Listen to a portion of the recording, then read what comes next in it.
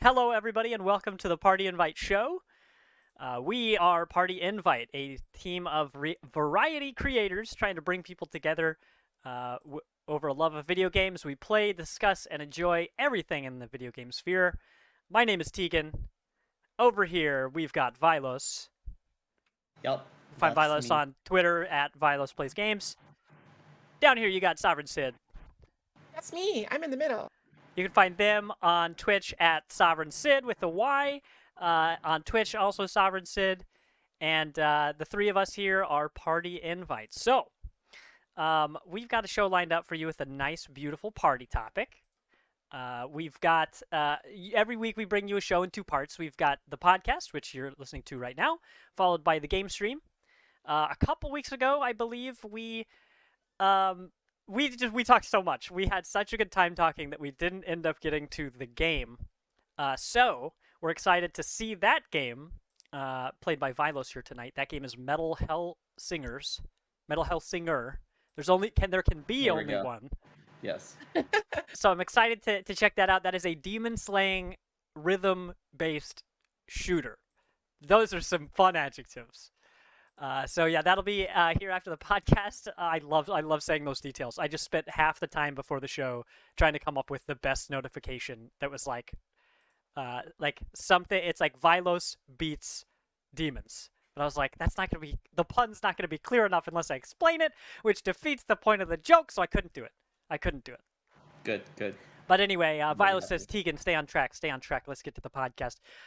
So before we get to our party topic, which this week is instant classics, I want to talk about what made us smile this week. Something that, good news for us or for anyone in the world, or something we enjoyed doing. And I'll start it up with me. I mentioned to you guys earlier this week that I went to a concert. I went with Lizzie to the 21 Pilots concert here in Seattle.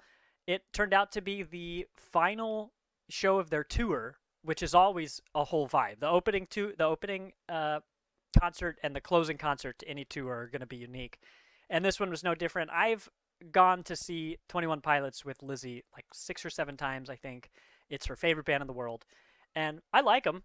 I don't love them, but they put on a good show. They've never not put on a good show, but this was a really, really good show. And we were up in the pit up front, so we're real close to anyone who's familiar with that band. Every single concert they ever have, Tyler, there are only 2 people in the band. Tyler, the front man, the singer, he loves climbing on stuff. And so he's going back and forth from the main stage to the back of the pit where there's stuff he can climb on and a piano and some other stuff. And so it was really fun because we were in the back of the GA area. So when he leapt off stage, we could just run back and be like 10 feet away from him during a few of the other songs. And then he'd switch back and forth. But the show was so much fun. I was not expecting it to be so good. But something that was fun, this tour, they had a band touring with them. They had like 4 extra members playing anything from bass, guitar, keyboard, and brass, basically.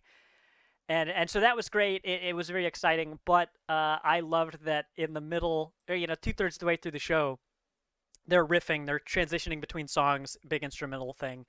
And suddenly I'm like, wait a minute, I know that sound. I turn over to Lizzie, I'm like, Lizzie, that's the Halo theme. They're doing the thing. And I loved it. So they went on a hold. They did like a very short thing playing the Halo theme, which is clearly a big thing in Seattle because during New Year's Eve last year, there was a drone show with music included. They also did the Halo theme there. Appropriate because both Bungie and 343 Studios are based in Seattle. So there's a lot of, hometown spirit kind of thing going on there. It's pretty wicked. Funny thing, not a lot of overlap between Halo fans and 21 Pilot fans because there were like 10 of us in the whole almost sold out arena who had any idea what was going on. You just hear like the woo. That was me. I was the woo. Like I look around, I'm just like, no one's even moving. They clearly have no idea what this is. One track right now. One track stuff. We turned to our friend who we came with. Like I turned to Lizzie. I'm like, it's the Halo theme, and the friend heard and goes, "It's the what?" And I go, "The Halo theme." And she goes, yeah, I don't know what that is. I'm like, yeah, I'm not gonna explain it to you while it's playing. I'm gonna cheer for a second. I just need to know, did the 10 of you like do the Gregorian chants at all? That needs to I mean, be I was humming it. found if it's You know, online it's a lot somewhere, easier when you got people singing it around you. But maybe next time. But that was really great. A funny aside from there, Lizzie wore a Twitch shirt to a non-gaming thing yesterday, and a bunch of people walked up to her saying that they thought it said witch, and they're like, "Oh, that's cool." And then they saw it said Twitch, and they're like, "What's Twitch?" Turns out a lot of people in Seattle have never heard of Twitch, which is funny not only because Twitch is so popular and this is a tech city, but because Twitch is based here. Like, so it's weird to me when people are just like, "What's a video game?" I don't know what that is. So anyway, all of that made me smile. It's fun hearing that nerd stuff around Seattle in unexpected ways because I was not expecting to hear that at that show. That's for sure. So, yeah. Oh, it was fantastic. It's gonna be like the next big karaoke hit. Yeah. Mm-hmm. Take them to church. Space church. Space church. Well, how about you guys? You had anything that made you smile this week? I just have like a little tiny thing, and it's the most mundane thing in the world. So, you know how like the hurricane is happening and everything, right? Down in Florida, Hurricane Ian, I think. Yep. So people have obviously been sharing videos and stuff of that online, and one of them, it's so, I thought it was cute. It was literally like this shark swimming up the street because like it was flooded. Like, I mean, obviously it's horrible that the street was flooded, but the shark was just having such a good time. All you see is this like dorsal little fin just wagging like a little dog's tail. And I was like, oh Man, that's crazy. I don't know what it was called. People are calling it a tarpon, tarpon shark. I don't know anything about sharks, so Yep. I'm just gonna take their word for it. But it was just so cute having a good time, you know, Wow. in this crisis for people. It was just like, look at all humanity panicking. Why? This is fun. This is is cool. great. This is fun. We're having I fun. love this. Oh. Also, I'm not sure how much you guys have been keeping up with the Pokemon news, but they did just reveal a new Pokemon. It is called Wiglet. Wiglet. It's so cute. It is so cute. It's basically like Long Cat, but in Diglett form. Mm-hmm. Long Cat. So it's like basically this really long, porcelain colored Diglett with a big old nose, and it can like stretch and shrink and stuff. You're I gonna think love it's it based on the too. garden eel. Oh, I think I saw a thumbnail of it. I'm like, Yeah. yeah, I'm here for it. Yeah, it is, and it's so cute. It makes the cutest little noise, Yeah. and it's a water type, pure water, as opposed to Diglett's pure ground. And what's really interesting about it is that it's not related to Diglett at all, evolutionarily. You know, there's another Pokemon that's like this. It's Levdisc, the heartfish, and then Alomomola, which is like the big sunfish that looks like it would evolve from Levdisc, but it doesn't. And so I think that this is the same thing with Wiglet. It's like a divergent sort of like ecological evolution rather than like a form, like a Paldean form or anything like that, like Paldean Wooper. That is not for you, Harlow. Like Paul Dan Wooper. I love that. That's my favorite news anchor. Paldean. But it's super duper cute, and I can't wait to see. I want to see it in action. I want one on my team. Don't get away from that. And the memes have already been so good today with it, including it's an Alaskan bullworm, you know, that classic SpongeBob joke. Wait, what is that? I've seen that one. Is that the huge? My God. Yeah, remember like they were afraid of. That's not the worm. Come again. Oh, That's the worm. Oh man, I need to see that one. That one looks good. Or sounds good rather. But I that made me smile. was going to say go look at my likes on Twitter, but then I should also say don't. Yeah, I was about to say I know what you like on Twitter. Those places. One little innocent thing, and then you know. Listen, hello, darkness, my old friend. It's just art. That's all I'm looking at is art. What are you talking about? Yeah, it's art. I don't know. I think my favorite meme of Wiglet is you know how they have like the buff Doug trio, Yeah. where like it's like the 3 Doug trio heads on top of like the big old bodybuilder. Well, they did one of Wiglet, and it has like a big old noodle head. So cute. Friendship ended with Cloth. With Wiglet's Claw? being the best friend. Cloth, the rock crab the big thing with the crab thing. derpy face. Oh yes, yes. How could I forget? That one. Cloth. Yeah. Cloth. Listen, that is definitely a you Pokemon too, Tegan. Oh, I like the Pokemon. I just can't remember the name. I was It can't convinced remember that. its own name either.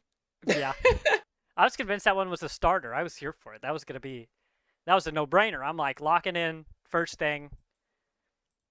Yeah, no regrets. So I just dropped the one of them. I know there's more memes I think in the thread that I dropped, but that's the Alaskan bullworm. Oh, this is fantastic. So yeah, that was a nice little announcement this morning. That made a lot of people smile. As for my thing, I watched The Woman King last night, and that was badass. That was very fun. Did you like my performance? I'm definitely in it. You're absolutely in it. No, literally every performance in that movie is top notch, just stellar. Lashana Lynch was just life. That whole movie. Everybody has such good scenes in it, though. I had said yesterday that for anybody that's familiar, it's basically in the same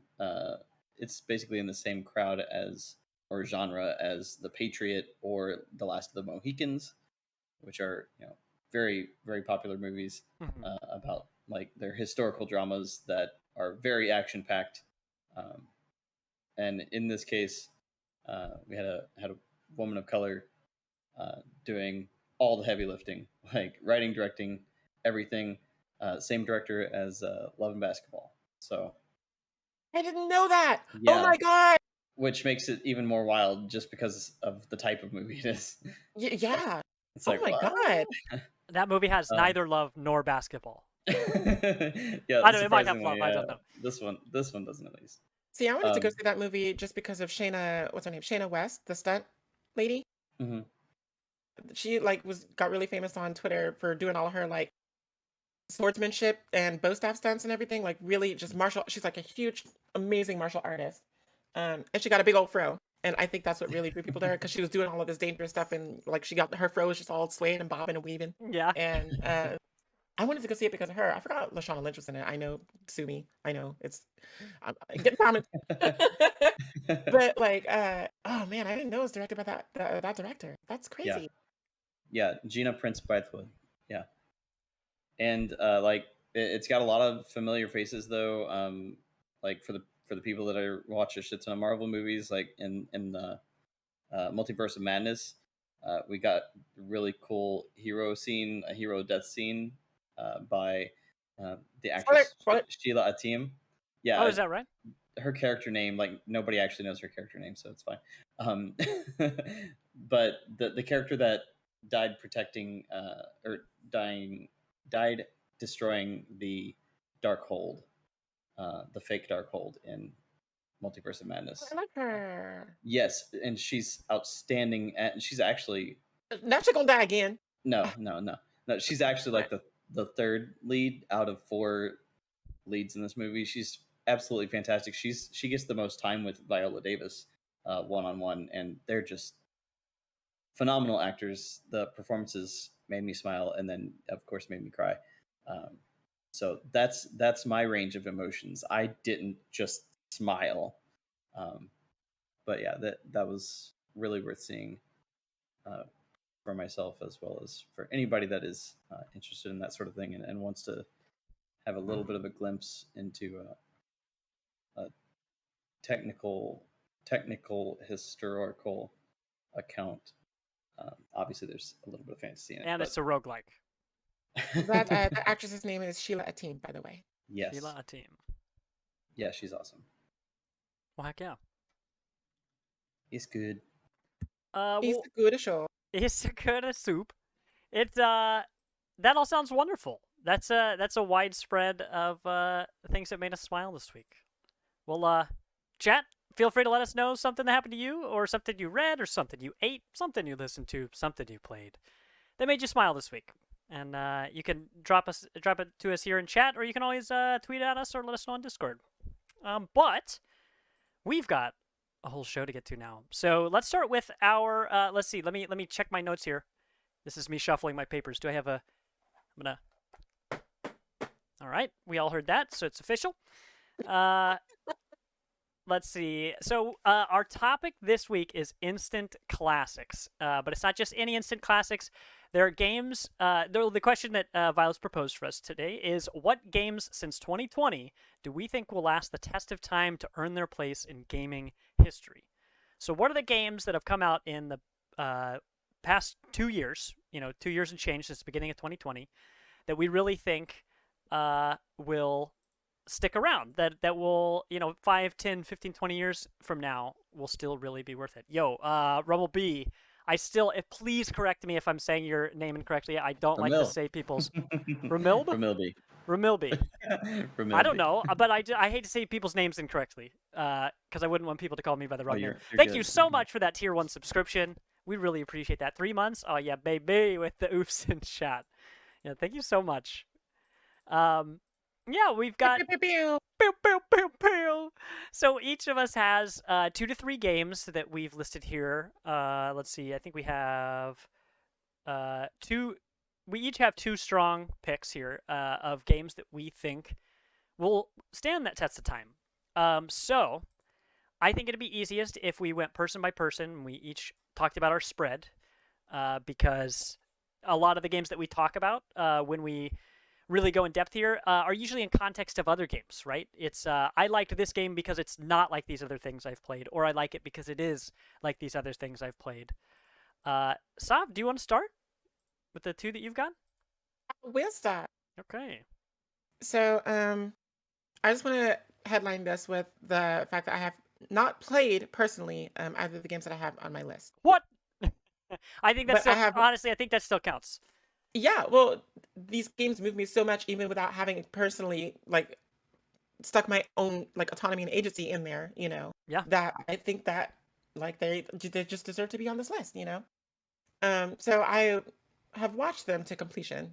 So I know what happens with them, and I know the experience. I've experienced the game, just not with my own hands, my own thumbs and fingers. But my first one is Ori and the Will of the Wisps.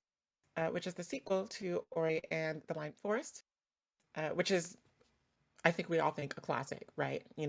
It's no surprise that, Will of the Wisp would also fall into that category because it took everything about Blind Forest and just made it better, expanded upon it. Like the soundtrack, the visuals were already super good in Blind Forest, but then how are you going to optimize that in Will of the Wisps like they did? If you play that game at 4K, you will literally, your eyes will melt. You will cry.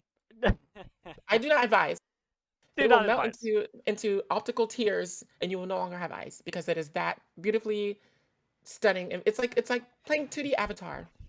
It was perfectly Cameron's ported to Switch too. You say what? It was perfectly ported to the Switch too. It's running without any fidelity loss. That's really nice. And then the way that the first one made me cry, I wasn't even prepared for all of the emotional roller coasters. And keep in mind, I'm not actually playing the game when I'm experiencing it. So I bet I would have been hit even harder when I offer my own agency to it. So just the beautiful, it's just beautiful all around. And it's one of those games that I feel like people will pop in or, boot up, depending on what platform you're playing on. And just they'll relive the nostalgia, the wistful fantasy of Ori, Yeah. And when I think of modern classics, it just bam, it was the first. I didn't even have to think about it. So that is very really wistful. more I could say. Sovereign's feeling very wistful right now. I am. I'm watching the footage right now on stream, and I'm just like, my wisp is full. I'm in my feelings. I'm already in my feelings. This is definitely a game I need to replay because it is just that good, and since Metroidvanias are my second genre that I play the most. I was very into it the second I really started putting some hours in, and I ended up putting in probably 25, just about 30 hours into Will of the Wisps just to get that completionist vibe. Yeah. And it literally just takes you so many directions. The emotions are constantly there. Your enemy across two games really is an owl most of the time. And in the case of this game, you're trying to basically save the life of this little baby owl, and it's just so gut wrenching. Constantly, just It does. and it plays so beautifully. It plays Yeah, it's so just a beautifully. Same as you saw. I've only experienced it secondhand, but I've probably watched about 6 hours of it on Twitch. I was watching Jabrias back in the day play this game, and I always say that this game was almost tough for me to watch because I would be so distracted by what was going on in the background because it's so pretty, because it constantly looks so good that I was missing all the stuff that he was doing to actually like puzzle solve and combat, where I almost couldn't follow it because my eyes would immediately just be looking off at the scenery because the whole screen is filled with beautiful and sometimes disgusting, depending on the area, things to look at. And it's incredible that a game can be so powerful with just sound. I mean, powerful enough with visuals and sound that, like you said, we didn't even put our hands on this thing, and it was gripping. You know, I love it. It's like a tagline, TBH. Moon Studios hired this man. Yeah, it'll just give Dad him. Yeah. Don't get me started. I could never be marketing because they'd be like, all right, Tegan, we're going to record you saying 5 minutes of stuff. We're only going to play the first 20 seconds and we're cutting you off. But we're not going to tell you that. Thanks, Ramil, for pointing out the didn't put hands and gripping. Wow. Yeah, that's why I said it would make a good tagline because of those, like that phrase. Let's oofs in chat maybe, or no, sorry, hold on, opes in chat. Oop. Oh gosh, oh no, opes are on Discord, not in here. Anyway, I'll give an oof in chat for that one. There we go. Moving right along. No, what a spectacular game though, and I've had this on my list for a long time. Where I think I want to play the first one. I think I want to play it, but I know that I want to play the second one. I watched a full playthrough of Hollow Knight, which is similar to this. It's a whole different aesthetic, but similar in difficulty, similar that it's very visually striking. But I watched Hollow Knight and I said, I'm good. I watched it. I'm good. But watching this, I'm just like, this looks like a full meal, and I'd be happy to eat it again. Yeah, you can do the same with the first game. I would say honestly to watch the first game just because literally everything just comes to a whole in this game. Like you can, as far as the pacing of it, the abilities, like I said, I put 25 to 30 hours into it, but that whole time I was not actually backtracking like I normally would in a Metroidvania title. Yeah. In Blind Forest, there actually is a lot more backtracking. You do fill out a gigantic map in this one, but it's way more intuitive. Yeah. I think what I like the most about like the Ori like series is that while it is a Metroidvania, it doesn't like feel like one. Like for me at least, like the sensation of a Metroidvania, I get really frustrated doing all of the backtracking and everything because it seems it's so tedious, and it's super duper linear. That kind of constriction doesn't feel as prominent with the Ori series to me. Mhm. And if you do feel that anyway, I mean, look at the worlds you get to explore. Yeah. I think I would have no problem going back and forth between these different environments and listening to that amazing like backtrack. Yeah. I think the fact that this game doesn't have like guns or visual representations of the skills you have on screen at all times makes it easier for me to forget that it's, even when people are backtracking, that this is a Metroidvania, right? Because the skills that you get are just a part of what you can do. Whereas like in Metroid, you've got the ice beam now, right? It looks a certain way. Oh, you've got a special upgraded missile that's going to unlock that barricaded door. Vilos, what do you got there? Oh, there it is. See the focus. Oh, okay. Oh, is that? Oh. Are you giving away a soundtrack? Oh. Wow. I am giving away a soundtrack. Let's, as long as this code hasn't been used, I don't think this one has been. I'm 98% sure. For our people in the chat and solely them, where does that code go? Where do you use that? This code, you go to ori.im8bit.com/music. Because I've bought the same thing like 3 different times, so I have it already. And so yeah, if somebody wants to use that code, go ahead and do that. Let me know if it doesn't work, because I also have another code like right in front of me. If it doesn't work, it's because I got to it first. Anyway, I'm moving on. The first and second game are both on Game Pass, which is really rad. So I haven't been in a huge hurry to play them. I guess eventually they could go away someday. But I doubt they will, you know. Isn't it like a Microsoft Studios game too? Moon is one of them that Microsoft has paid to do this. Yeah. For if it does go away, it'll be like a really long time from now. Yeah. Was the first game an exclusive on Xbox? For a while, yeah. Okay. Then yeah, it's probably not going away.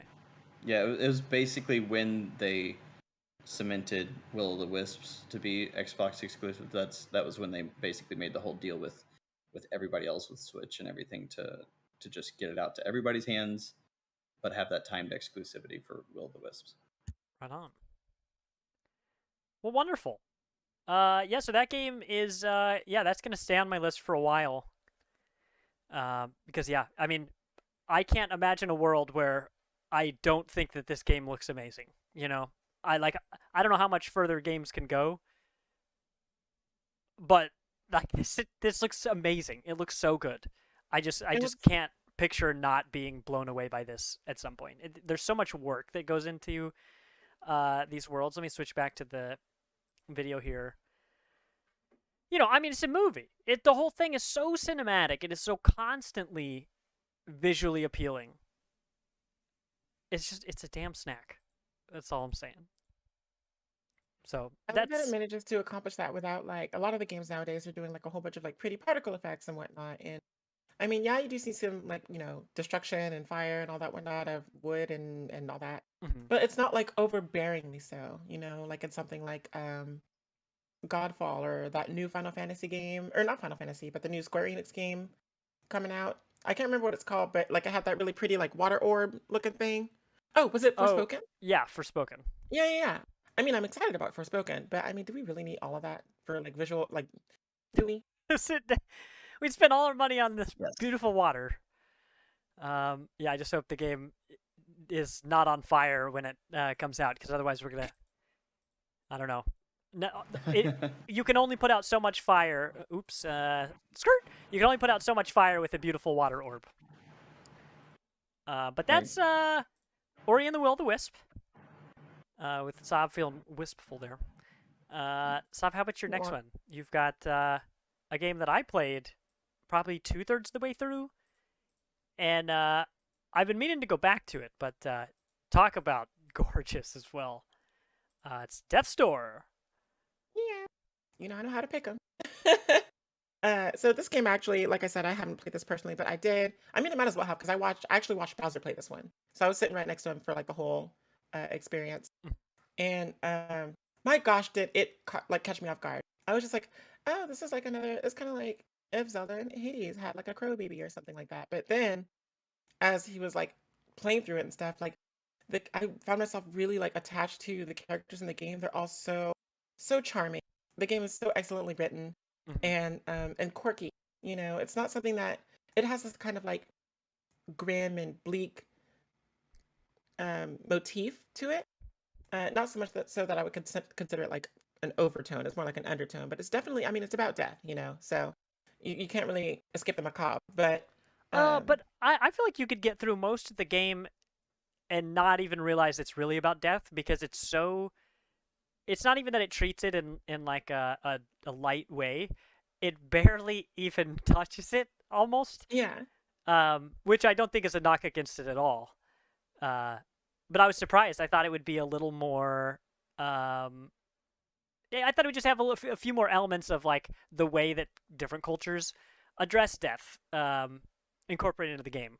because you'll typically see that when when a game is made like this, you can often tell where the people who made it are from, because people have such different cultures. Like cultures approach death in so many different ways. But this really barely touches it. What your character is a crow whose job it is to Not a raven, by the not a way. raven, hashtag not a raven. Not So Raven is the name of this character. So Not So Raven is tasked with ferrying souls of the dead to this world, that essentially the afterlife, basically. And they Not So Raven finds a giant who is dying, and of course, a giant soul is much bigger and more important. And I think either the giant escapes right before its soul can be taken, or someone takes it. I think somebody takes it, and Yeah, I can't remember how, but he definitely loses it. yeah, and you're like, uh-oh, I'm gonna lose my job for this. So you've got to figure out how to chase it down, and one thing leads to another, and you realize that this is going to be much more difficult than your character expected. But as you continue to play, you find out that there's something going on. That this wasn't just a fluke. Like this wasn't just an accident. But you play through these areas, and I mean, Sav, you can take from here because you've also watched it. You might have even watched more than I've played. Well, I watched the whole thing. I watched them beat the whole thing. Then you definitely. Yeah. So I will say that the ending, I didn't see it coming. But like on retrospect, like I'm just like, oh, how did I not see that coming? But it's actually I'm not gonna say anything else because then I'll give it away. But just the build up to it was just so much fun, and it's another one of those games where I'm just like, I love getting immersed in it. It has more of a subtle, like ambient kind of feel as far as music and sound goes. Yeah. It's not as like orchestral in your face, like swelling and all this stuff like Ori is. But I like that for the game because then it allows you to really um, focus on your surroundings and your task at hand. So it's not as easy to get lost in the sauce with this game. So I feel like if you want more of like a story experience, you'll play like Ori. But if you want like a little time sync sort of deal, you'll put like a couple of minutes in this. Oh my gosh, I did. And then be on your way. But like I said, when you do decide to sit down and play this, like everything is so cool. Like it's quirky. I really like the combat system because you'll unlock the ability to like shoot range projectiles, which you then have to refuel by performing melee attacks. So you can't just camp all your enemies and things like that. You really have to be strategic about your approaches, especially when it comes to bosses. Especially when it comes to bosses. Oh my god. Yeah. Like I'm just there the whole time watching Bowser like, you want me to take over? Like, it's my turn now. Mom says I can use X. Like, why aren't you doing this? Why aren't? Right. I mean, That's for someone who owns like 400 tabletop games, you think he would be more strategic, but nope. He's very crisp.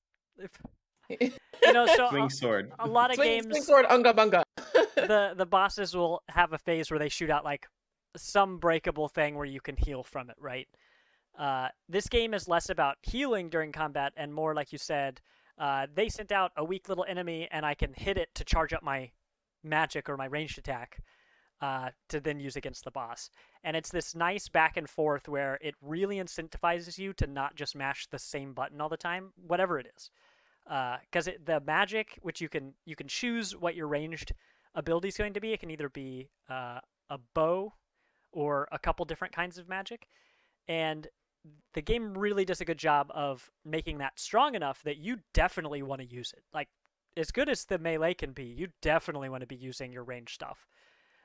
So yeah, it's this nice gameplay loop of hitting, shooting, or just unloading completely and then dodging a bunch, getting a couple licks in, not really for damage, but just to refill your meter.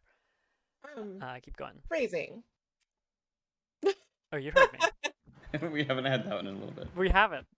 Good eye. That's it. Chris is here in spirit. It's Death's Door is wonderful. Russ is the one who got me into that game. We had Russ in here yesterday. 13-month subscription. Shout out, yeah baby.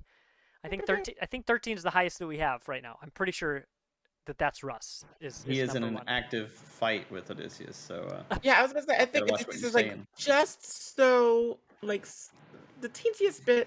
I don't know. Like 3 days, Russ probably. is gonna like Yeah, in yeah. find reality. Odysseus's If that. resub day and be like, "Hey, let's go hang out and give him your phone also for the next couple days. I've got I just want to check on it." Just look. Russ got me into this game because he said that this was his game of the year last year. I saw the style. I saw how I probably watched 20 minutes of a Twitch streamer play it, and I really appreciated how straightforward it was. It the combat is very easy to understand.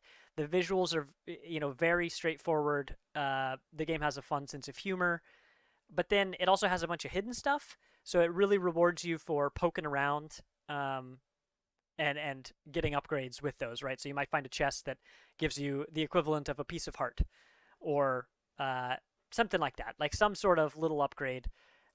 So you've got that, and then if you don't find the secrets, there's someone else later in the game who gives you hints. So you basically have to solve a riddle to find out where those little things you missed are. And I love a game that gives you an opportunity to still work a little bit to get those. It doesn't just say, "Hey, go to the left when you see that door." I'm like, "Oh man, what? Don't come on, make me work for it." In Elder Scrolls Online, you use sky shards, right? You have these big beacons hidden all over the world, and if you can't find them, because they can be easy to miss, they're riddles to solve, and I love that mechanic in games. To just be like, And then "Hey, you have like second Soulsborns that try." are just like they have like the blood spots on the ground that hit wall. Yeah, right. You're like, "Wow, why is there so much blood? I don't even see an enemy." Oh. But yeah, that's Death's Door. Who made that? I had that pulled up here just a second ago. But yeah, Death's Door is a very good Like game. 1.5 people. Super highly recommend it. And thanks Russ for getting me into that. So yeah, I think I'm 2/3 of the way through. Acid Nerve is the developer. Yeah, I wanna finish that as well. Both of those that you've mentioned, Sav, are games that I've wanted to play. So appropriate that they'd be on our list of instant classics. And And the old Game Pass, I'm pretty sure. Death's Door is for sure. Yeah, and yeah, they're all on Game Pass. Man, that's Hey. exclamation Game Pass in chat. Hashtag had it. Yeah, that's good stuff. Devolver Digital was the publisher, Chrome, and that game has good music, visuals, combat, the whole deal. Whole shebang. Mm-hmm. So both of those things, the Devolver and the Bloodstains, take me to my two games, which are Inscryption and Elden Ring. So let's start with the easy peasy Inscryption. You've heard me talk about it plenty last year. That was my game of the year. I loved it for so many reasons. But this isn't just about why it's good. It's about why this is good enough to withstand the test of time. Inscryption is the most non-linear card game I've ever played, and it's not even close. It's the kind of game where when you experiment, which is highly rewarded, you are always going to find something new, whether it's a combination of mechanics that work together in a way you didn't expect, or you do something and the NPCs, which can be obvious to you, or they can be not obvious, like at the beginning of the game, and you'd see in the trailer that the cards will talk to you. So the cards represent the characters. When you do certain things, they will respond to what you did. And that will give you an option to find more hidden content. Usually they'll refer to maybe another character you haven't met yet, or something like that. But you never really know what's going to happen in the game next, whether you succeed or fail. And the criteria that the game asks of you is always changing as well. So most of the game, I'd say about 2/3 of the game off the top of my head, I couldn't even show you footage for because it would be an absolute spoiler for the mechanics and the story. And to discover them on your own is a wonderful feeling. Inscryption is probably my number one game of all time that I wish I could just erase my memory and re-experience for the first time. You can beat it in about 10 hours, ballpark. Odysseus here in chat liked it enough that he beat it twice, and then some. I think it was like 2.5 times maybe. And then played endless mode for God knows how long. Right. So you can play those 10 hours, and then shortly after release, they released a true roguelike mode. Because when you first start the game, it seems like you're playing a roguelike. And it's, it's got some escape room mechanics in there where you're playing at a table, but you can stand up, walk away from the card game, and interact with these things in this room around you. So there are all these layers of you trying to figure out what's going on, but it has this aesthetic that you can see here that's very unique. It doesn't look like any card game I've ever played. It's a mix of retro and gritty in a way that, like when I look at the cards on here, let me back up to what we just saw. It reminds me of art I might see on like first edition D&D or something. And the story of the game is that this card game came out in like the 80s, I think, or something like that. Anyway, enough about the story, because since I can't tell you more about it, I won't talk about it more, but I loved it so very much. But the mechanics of this game, the music that happens during boss fights, like the one you can see right now, the way that the cards are randomized, but like there's a handful of mechanics that incorporate this area outside of the game that you can bring into the game. That Odysseus went back and beat the game a second time because essentially there's so very many hidden things, hidden mechanics, and just flavor and all of this that it absolutely warrants it allows for 2 playthroughs. Most people won't play it twice. You don't really need to.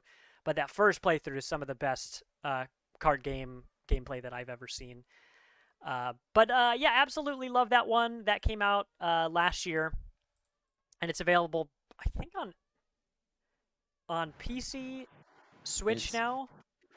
No. Not unfortunately, Switch. not yet. RIP. But it did just come to PS4 and 5 August 30th, so Okay. it's only been out on console for a month. So I haven't seen that on console. I know that using a mouse felt very useful in that game, but I'm sure that if they're porting it, then it's going to be just fine. But yeah, that game just was firing on all cylinders the whole entire time. And as someone who loves experimenting in games, like for me, experimenting is more rewarding than winning. In most games, even competitive PvP games, this game is just so good at rewarding you for just trying whatever weird bullshit you could come up with. Like seeing something and be like, surely this is going to break the game, right? And it somehow works, and they came up with a way that you can do this thing. And also, like, the characters around you in the game might respond, wow, I've never seen anybody do that before, or something like that. And so the way that the game recognizes you as a player the whole time and really pushes you to try new things, it's fantastic. There's not really a wrong way to play it, and it's just full of surprises. But yeah, I've talked enough about that. Everybody just go play it. It's very, very good. So, the other game that is also about experimentation, but it's a lot more punishing, you can fail a lot more, is Elden Ring. Elden Ring right now is my game of the year. God of War is going to give it a run for its money when that comes out. But right now, Elden Ring's single player and co-op is the best game I've played all year. It's, for having an open world, it's a much tighter experience than I ever expected it to be. And as someone who thought that I had completely fallen off the open world train, in fact, I was not interested in Elden Ring the day before it came out, but the day that it did come out, I watched a few hours of our friend Suspects play up through the first real boss. And I was like, I'm buying this game right now. And I went, immediately bought it. The next day, we're all on co-op together, Odysseus, Russ, Oman Stevo.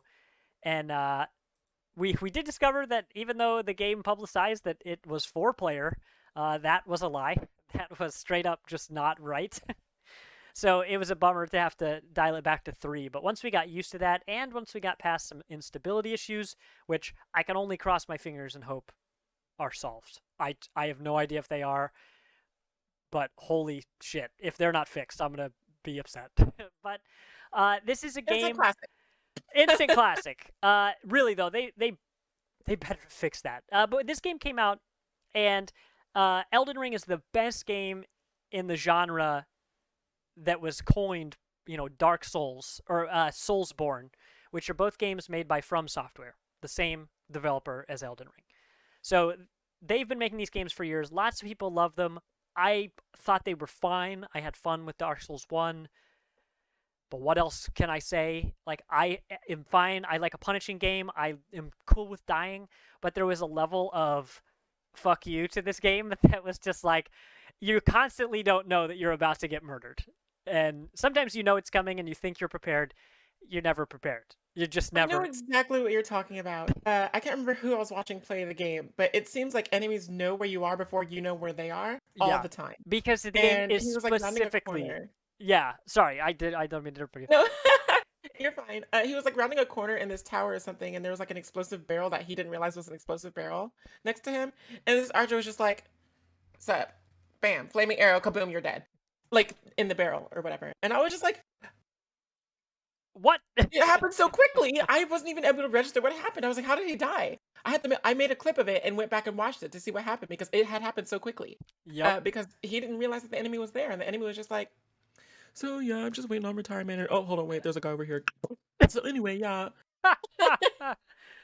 So that's originally what drove me away from the games, but this game is a lot more accessible.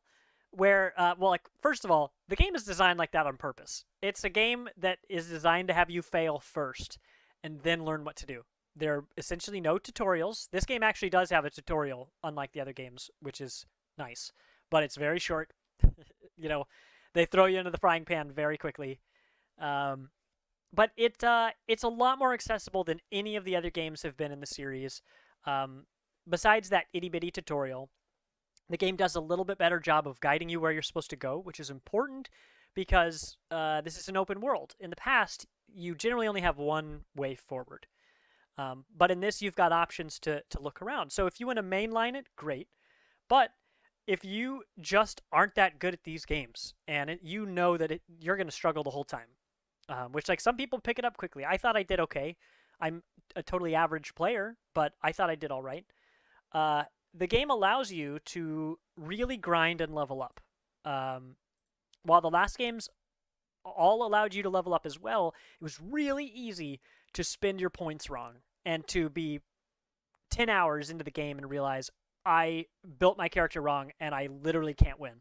I can't beat anybody to get the currency to level up to fix it, so I have to start the game over. That's a not uncommon thing that happened in Souls games. So this game allows you much more flexibility to spend your points however you want. It gives you a chance, well, it gives you many chances later to unlock the ability to respec, so to completely reset your character and respend all your points.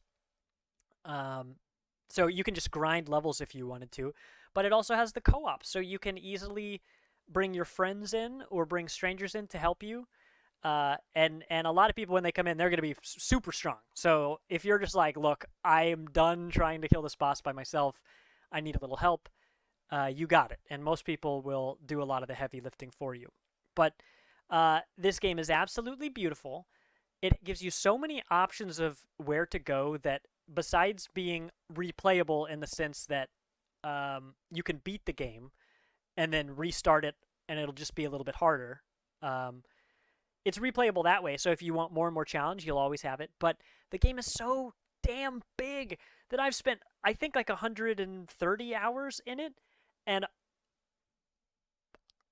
I've explored the heck out of the first two areas. I've almost 100% cleaned them out, I think. But the game is way, way, way, way, way bigger than that. Like, I remember starting the game at first, and I was like, wow, this is a big map. Oh, there's another area over here. Wow, this is a big map. Wait, there's a third area up here? Wow, this really is a big map. And the more you discover, like, I can't even tell you what's beyond that because it's fun to discover it in the game if you haven't been spoiled already. But the sheer magnitude of things there are to find in that game and paths there are to take is staggering. probably one of the biggest, most like well-filled worlds that I've ever played. Like Skyrim's big, it's got plenty of stuff in it. It's also got plenty of nothing in it, which isn't necessarily a knock against it because you get, it's nice to ride on your horse down the road in the mountains. Like I really like doing that. But this game, Elden Ring, the closer you look, the more you find, just constantly. Like if you revisit an area that you went to before, it's not like a Metroidvania where it's like you have something new to unlock a new door. But it's that like now you have a better understanding of what's possible. So you might revisit an area and like Donkey Kong where you start the level and instead of going right, you go left. Elden Ring has a lot of that where you're like, "Oh, there's a cliff here. I wonder if there's anything. Oh shit, there's one tiny ledge down there. I wonder if I can get there." And then you jump on this tiny ledge and realize there's a whole entire massive dungeon hidden, only visible by this tiny little bit. That's only after you fall to your death 3 times. At least. I was gonna say only 3. That's a little generous. Because you like hit it and then you start sliding just because the animation is like making you slide. Trajectory. Yeah, there's some times in that game where it looks like you're definitely able to stand somewhere, and it'll just be like, nope, this is a complete icy slope. Definitely get used to using the rainbow stones. When you throw those on the ground and they don't break, usually that means that you can jump there without falling if you're at full health. But yeah, I had some grievances with that when it came out. So I definitely have problems with this game. This game's like a 9 out of 10 for me. But if they did some polish, fix the stability of the network, change that bullshit with sliding off of ledges sometimes, this would be one of the greatest games of all time. I think it still is one of the greatest games of all time, despite its flaws. Like, it's so much fun. It got me into a series that I had no interest in playing at all. Didn't keep up with any of it before release. I was just like, yeah, I don't have time to be that angry at a game. Like, I don't have time for it. So when it came out and I watched people love it and I played it and I loved it, it was all I could think about for weeks and weeks and weeks. So if you're ever, anybody out there, if you're ever thinking about playing a game like this, this is the one. This is the game to check out. You can absolutely play it your way in a ton of different ways, whether you customize your character, your clothing, you can choose which bosses you want to fight or just skip. You fight a boss and you're like, fuck that. You just walk away. Most of the time. There are a few ones that are not optional, but it's really... It's hard for me to call it a masterpiece when it does have some, like, it just needed a few more minutes at the oven, but it is damn close. I just never expected to feel this way about a game in this genre, and there's plenty left for me. So I'm probably halfway through the story mode, so there's lots of, or through like the mainline content, because I've done so much side content. There's plenty of that for me to play, and then once I beat it, I'm just going to make a new character. Knowing where some stuff is, I'm going to, instead of doing a faith build where I have these cool lightsaber-looking weapons and my halberd, as well as some like fire magic, I built that character to go in co-op and heal other people. That was a cool thing that the other games don't have. But I'd go back and either be a big bonky boy with a big club, or maybe be a dual wielder and get some like knife weapons, but... The beam. That's all that matters. The what? Praise beam. Oh, the beam. Praise the beam. What's it called? Cosmo something? I don't know. The big blue beam. Yep. I'm charging my laser. So yeah, Elden Ring, go play it. It's a good one. That game's gonna be good forever. It can only get better. So those like grievances I have are only more likely to get patched out. But the bulk of that game is overwhelmingly great. Yeah, that is a feat of gaming, I think. But enough of me flapping my lips about those two games. Vilos, let's talk about the two that you've got. Well, I just wanted to say that I can't believe you talked about all of that and didn't mention the best thing about Elden Ring, which is let me solo her. Oh, you're right. Like, for a game to spawn such like... That's lore. That's actual lore now. That is just lore about the game. It's just he's a mythical character in the game in real life. I tell you what. There's no. I can't think of another game that has done something like that. People were creating manga art of him, and I think he actually is officially going to be part of the lore, like I wouldn't be surprised in by that. future things they do. He Yeah. was So cool to recognized me. by From Software, and he had a sword shipped from France to him that has his name on it. A real Yeah. sword that took forever to get through customs. It was a fun news story to read as it was happening in real time. I'm playing this video real quick, and you'll see the boss that he fought, who is the hardest non-optional, I believe, boss in the game. I haven't faced her yet. Her name's Millennia. Millennia? Right, okay. And she's comically hard. And there's so many clips of streamers playing where she says this short monologue before you find her, and she's like, "I have never tasted defeat." And I think it was Toast was the person I remember the most. He's watching the cutscene, and she says that, right? I've never tasted defeat, and he goes, "Well, you're gonna taste defeat today." And he was instantly dead. Instantly dead. I mean, like, she stops talking, and like 1 second later, she's slicing. She immediately dashes forward and slices. Full hit, 100% health, dead, gone. And so that boss was a meme for a while because she was just so damn impossible. So let me solo her, this player who has clearly been playing From Software games forever, shows up wearing nothing, naked body. I think a club. I don't remember what their weapon was. Probably the sword. I think the thing they got it was in. a great sword. Okay, that makes sense.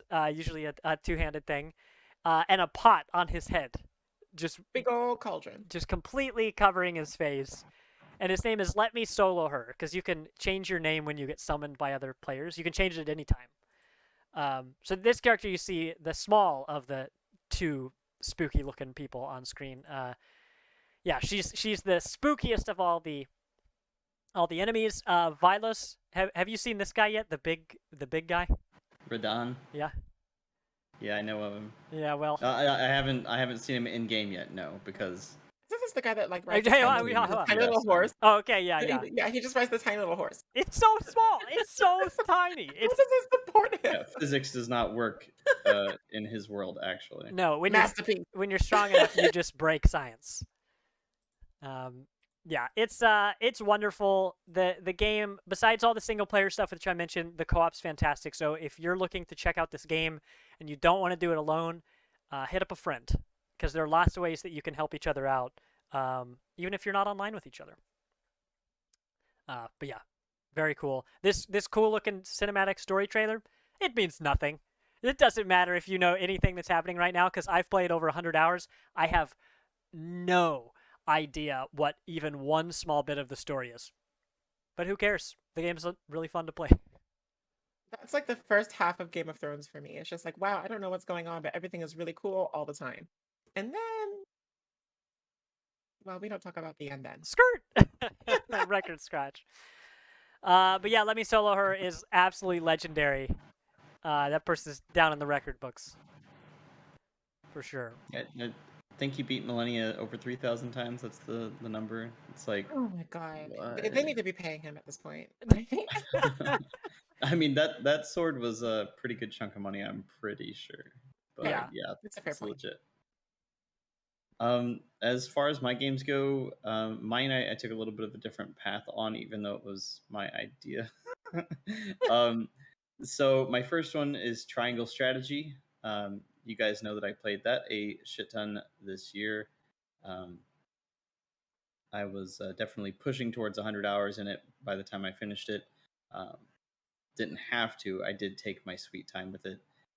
But it's one of those strategy games that I think, just like other Square Enix properties before it, Final Fantasy Tactics, Ogre Battle, which is...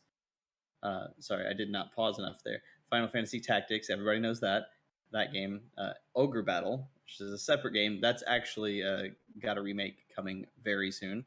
And then games like Octopath Traveler, which obviously the art dink art style came from. I think all three of those games are games that have stood the test of time, and they're stronger than cult legends. You know, they're games that everybody loved when they came out, and they had legs just because they were so good at what they did. Triangle Strategy is that game. Like, the people that played it loved it when it came out. It's just that this year has been so wild and stuffed with releases that I don't think anybody's really talking about it right now. But I do feel like Triangle Strategy is going to have some legs once we see some sales start to happen, since it is a Switch exclusive right now. Not everybody's out looking to buy $60 games in October, because the sales are for real coming. Yeah. But I think it'll have new life when the holiday stuff starts rolling around and people remember that this was a fucking great game. Everybody that is not familiar with Triangle Strategy, like, they would see a trailer and be like, "Oh, this definitely is Game of Thronesy. Maybe too much for me, but my friend over here loves strategy games, But it has a really good in-depth RPG story that is all about political intrigue. It's all about ridiculous ass names that we've talked about that a few times in the past. Oh yeah, like Iscariot de Gargula or whatever. Oh my gosh, yeah. All those names. Oh gosh, can we see those again? Well, those are from a different game, weren't they? Yeah, the worst names are from the Diofield Chronicle, which That's I right. talk That about was next very week. funny. But I mean, your main character is Sarah Noah Wolfort in right. in Triangle Strategy, which is I a had totally real name. a cousin named after that same person. Yeah.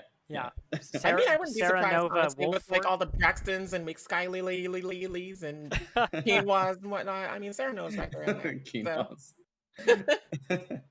But anybody that finished this game sees that not only can you actually have, I think it's 3.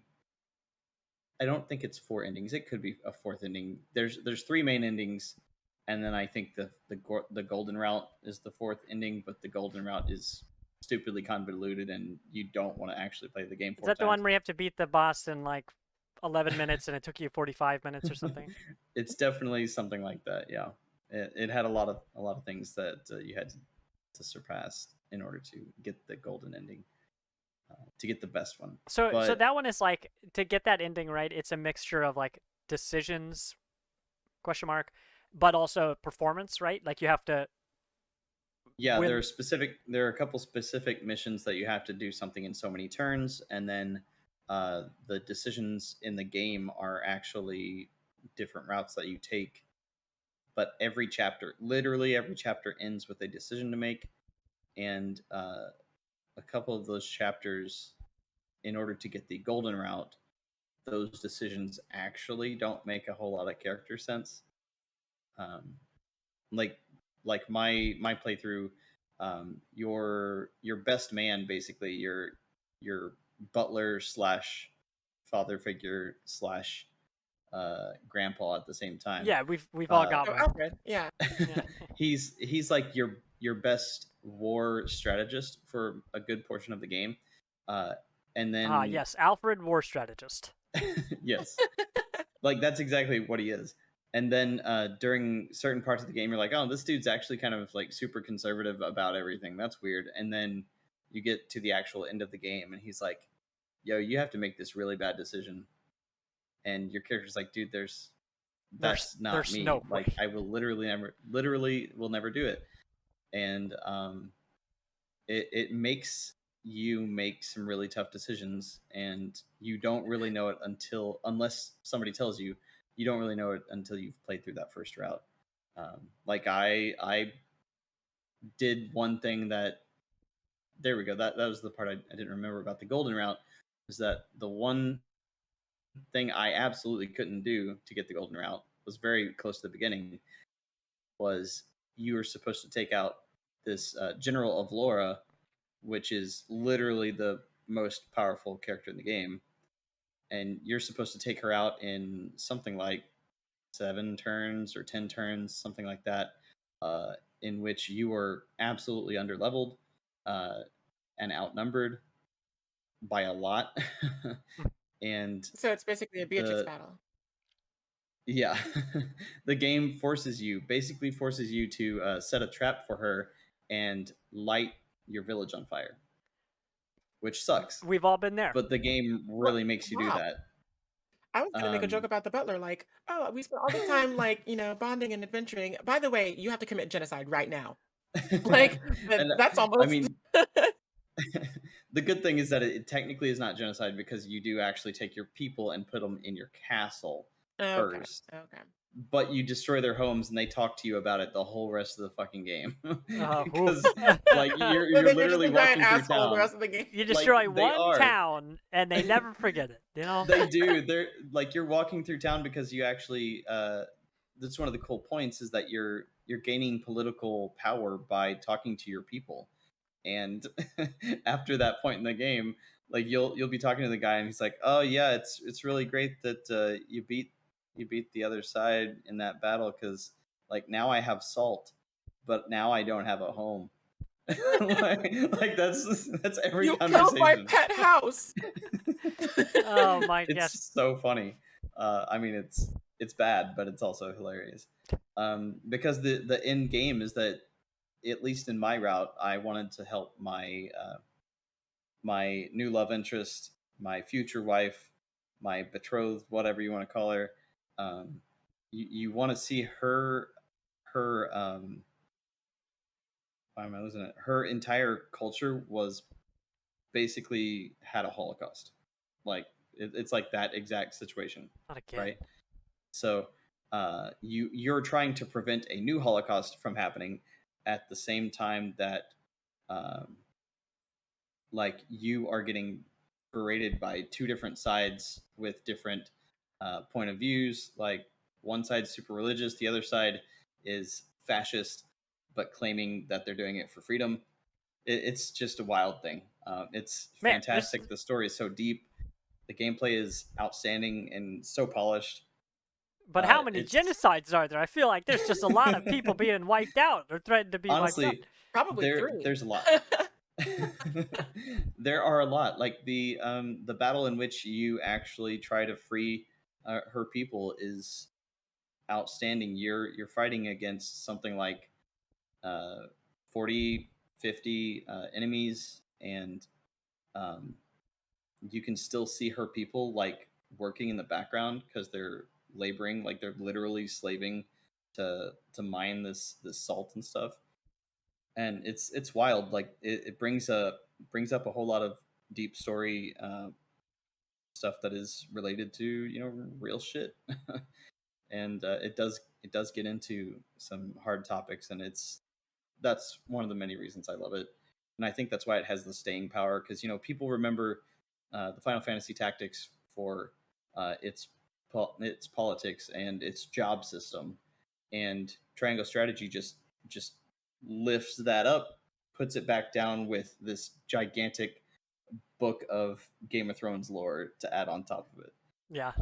It's just utterly fantastic, and I think even though people kind of have forgotten that it came out this year, it'll come back around very soon. Why did I think this came out last year?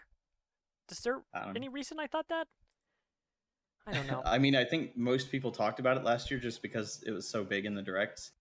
Oh, It I did think that's what basically it have is its own. because I get all my direct knowledge from you guys. So since I heard it talked about so much, I think that's why I thought it was already out. Well, heck yeah. Yeah, what you're describing, this game looks like this fantastic blend of retro and modern, JRPG tactics stuff, right? Like, What is there's that graphic style called again? It's like 2.5D, like hot HD HD, 2D. HD 2D. There it is. Okay. We need more games like that, honestly. Yeah. Make a Pokemon game like that. yeah. No, I'm Brilliant Diamond surprised they doesn't count. haven't. Yeah, no, I would absolutely love that. I'm gonna be playing through Live Alive next week as well. I hope so. I will be talking more about some of that kind of gameplay, that 2D HD stuff, HD 2D. Yeah, it's absolutely breathtaking in every way. Heck yeah. Well, wonderful. Yeah, I hope more people play this, like you said, when sales really start to hit. Once we potentially see this on another platform, because this looks like a game that people would talk about for a long time. Based on everything that you're talking about, it's nice, just like the HD 2D, to see this blend that doesn't just rehash stuff you've already seen before. You know, like it's taking its own steps to build something new. And it doesn't baby you. Clearly, by all the genocides, it's not afraid to tackle the tough issues. Clearly, by all the genocides, that's how I judge things. I Uh, mean, history buffs will love it. yeah. I mean, that's what makes me interested in it. History is just, you know, like fiction that, you know, like a lot of history is like fiction that you just didn't live. People tell you it happened, but you weren't there, you know. So to see stuff like this that really does approach things that really are tough, uh, does tickle that same spot in my brain that history does. It's like, yeah, this is not a real thing, but the real decisions that people would have to make, and having to deal with those consequences of burning down a whole town, and then people are understandably upset at you. That's really interesting to me. You know, I would love to hear more people talk about this game the way you talk about it, Carlos. Yeah, definitely. And there's a whole lot to it. I could definitely talk about it for just as long as I played it. Like I think you'd get a kick out of recruiting certain characters. They don't make it hard to recruit characters, but they do give you some slight decision making in the process. They kind of present you a character with a cutscene, and you're given a backstory, and it before you get to ever play as that character in the party, uh, you get their entire reasoning for being like I don't remember all of it, but there's a character that basically became a magic user because of this mentor that he had, and he was basically teaching this kid everything he knew, like in his last breaths, and he died to the Make hand sure of to double tap X to do a double slash exactly. attack. Exactly. And he died to the hands of this particular enemy that happened to be attacking at the time that you can recruit him. And so, of course, you guys talk about it in this cutscene, and you get the chance, and uh, you never have to use the characters that you recruit, but it's just so great to have that characterization sitting there for you if you do choose to grab them and put them in your party. Yeah. I will say this is easily the most interested I've been in a game in this genre. Um, I might actually play this. How long does it take to beat? You could technically do it in 50 hours, but Oh there are a gosh. Oh couple. gosh. I shouldn't asked. There are a couple battles at the end that are really fucking tough, unless This you grind a good bit. this would be a good Switch game for me then, because I could see this as something that I just revisit, you know, Mhm. a big chunk at a time, probably like 10 hours at a time. Yeah. And then I mean it Seems would like it's take really good for travel too. I remember when Octopath Mhm. Traveler first came out. I was actually going to Ohio um, to visit my mom's side of the family, and that whole drive, just Octopath Traveler the whole time. And then while I was there, Octopath Traveler. Yep, Like that, guess what? Octopath Traveler. Octopath Traveler. Yeah, I had plane flights in mind when I was thinking about that. So yeah, absolutely good way to approach that. Um, you know, I talked about Elden Ring, and like when I look at the 150 hours, it feels like they just breezed by. It's wild how like your frame of time changes based on what you're doing or how you. I don't know. It's just that cracks me up. I'm like 50 hours. That's a long time. Anyway, let me do 3 times that and beat half the game. Maybe no big deal. Yeah. As if I have standards. So In Splatoon, Hmm. so that's sitting at 100 triangle. hours. Oh, how many? How many? Oh, That's yeah, triangle 250. strategy. And let's see, Vilos, do you want to talk about your other one that Yes. I gave Yes. a So shot this here? one's gonna be relatively quick, but if you put up that video, I think it's a couple minutes long. Yes, sir. Uh, yeah, my second game is another one that's technically like kind of off people's radars right now, but it's Space Warlord Organ Trading Simulator. Some of you here absolutely know. SWOTS. SWATs. Yes, SWATs. And Some of you come on, Chris. guys, some of you guys know exactly how much I love this game, but some of you don't. So for those that are So buckle up, uninitiated, mister. yeah, watch this. This clip is actually from the stream I think that we did. I'm pretty sure. Yep. So Space Warlord Organ Trading Simulator. It's weird as fuck. That's it. That's all you need to know. But when I say that, I say that in the best way because it's a game that is truly cult status. It's something that 90% of people, it's not going to be on their radar for any reason. It looks like a really trippy point and click game. It technically is a really trippy point and click game, but it's got a whole lot of factors to it. It's incredibly well written. It's extremely funny. By the wonderful Xavier Nelson, who we know for being the narrative designer for Skatebird, as well as an airport run by dogs. He's got a couple really great things coming soon. A game called El Paso Elsewhere that looks Vilos, I think this whole entire video is signing in. I didn't look at it before I played it, but nice. You could probably scroll forward. I might have picked the wrong one on accident, but whatever. I think you might have, but that's okay. I'll pull up another trailer of it. I played this game on Game Pass. I'm pretty sure it was on Game Pass. Yes, it's on Game Pass. I know I played it. Kind of similar to Inscryption. You don't really know where the goalpost is for a lot of the game. Like, you don't really know what you're working towards or how to get it until the game reveals to you through weird options where you're like, huh, that's unusual. Yeah, this sounds terrible, but let me click that one.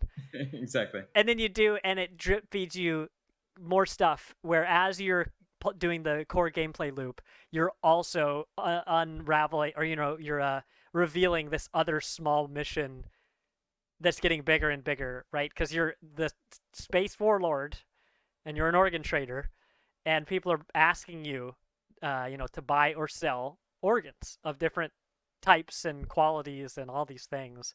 So it's not just about like hedging your bets that you're going to see the best version of what you need. You're going to find exactly the thing.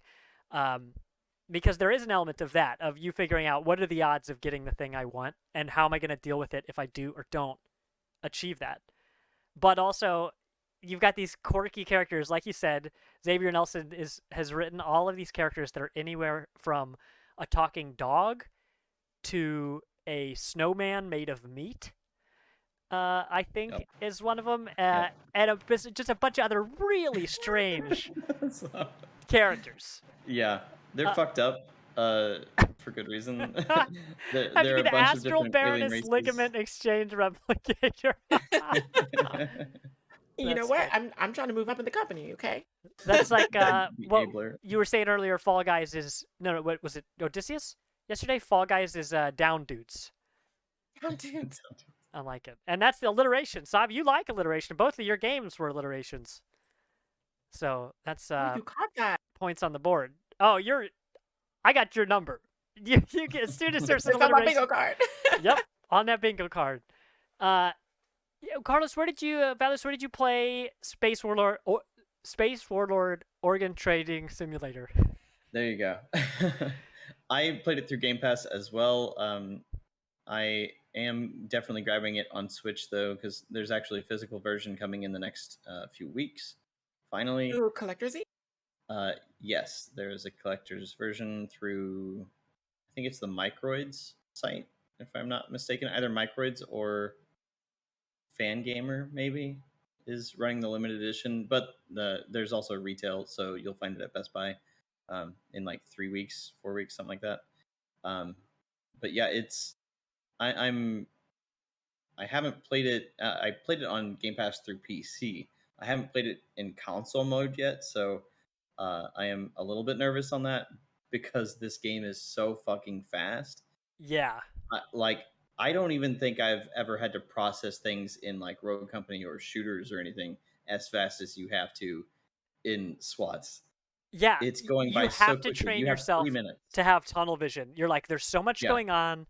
Yeah, there are opportunities everywhere, but I'm looking for one thing, and if I look away, I will miss it. It's this blindingly sharp red and green palette the whole time. and you know that I just fucking marathoned it multiple times because it's got 7 different endings. And I think there's been an update to add like 3 or 4 more endings, which I can't even right now. But there's multiple different endings based on characters that you're basically defeating or meeting certain conditions throughout this whole thing. Because as you can see in the video, you get the right story beats happening by accepting and fulfilling these missions, getting the right organs to the right people, and story events happen. And basically, it's a situation in if you keep getting all these certain characters stacked up and their quests are sitting there to accept, there's a certain quest that you know will end the game, and if you just keep stacking them and keep stacking them, eventually you'll see uh, the final ending quest to fulfill, and the game basically hands that one to you. Oh yeah.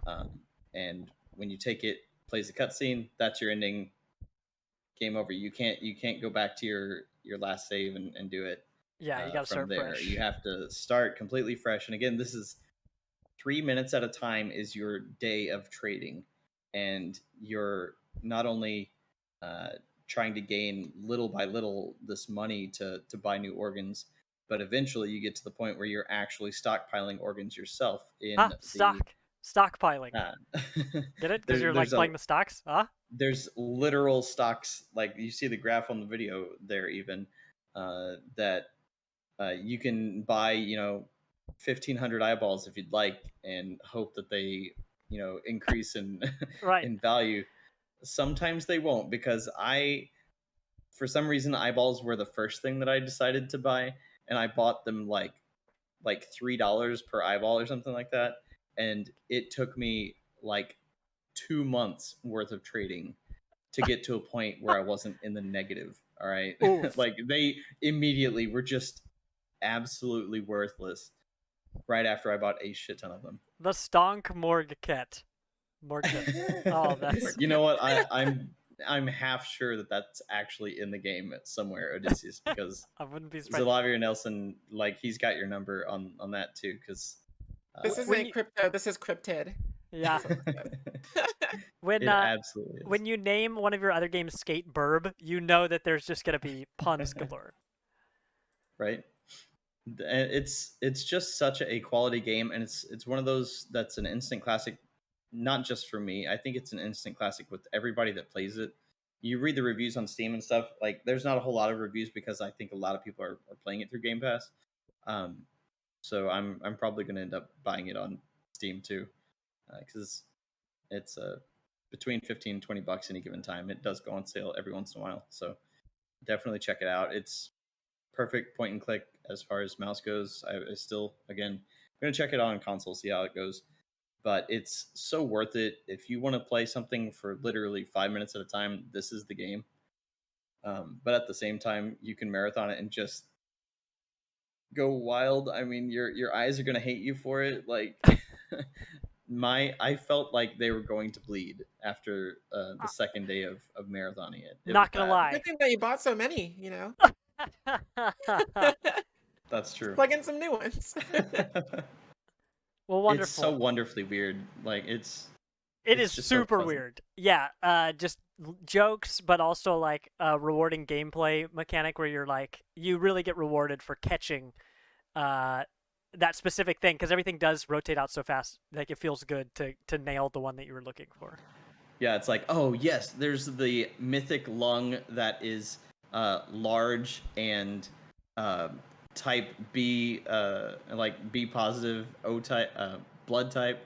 Like there's so many different things involved in judging these organs, and at the end of the day, you're like, man, am I a good person after playing this game? I don't know anymore. Especially when the game does actually give you a few quandaries. Specifically, you get, I think it's Billy's heart.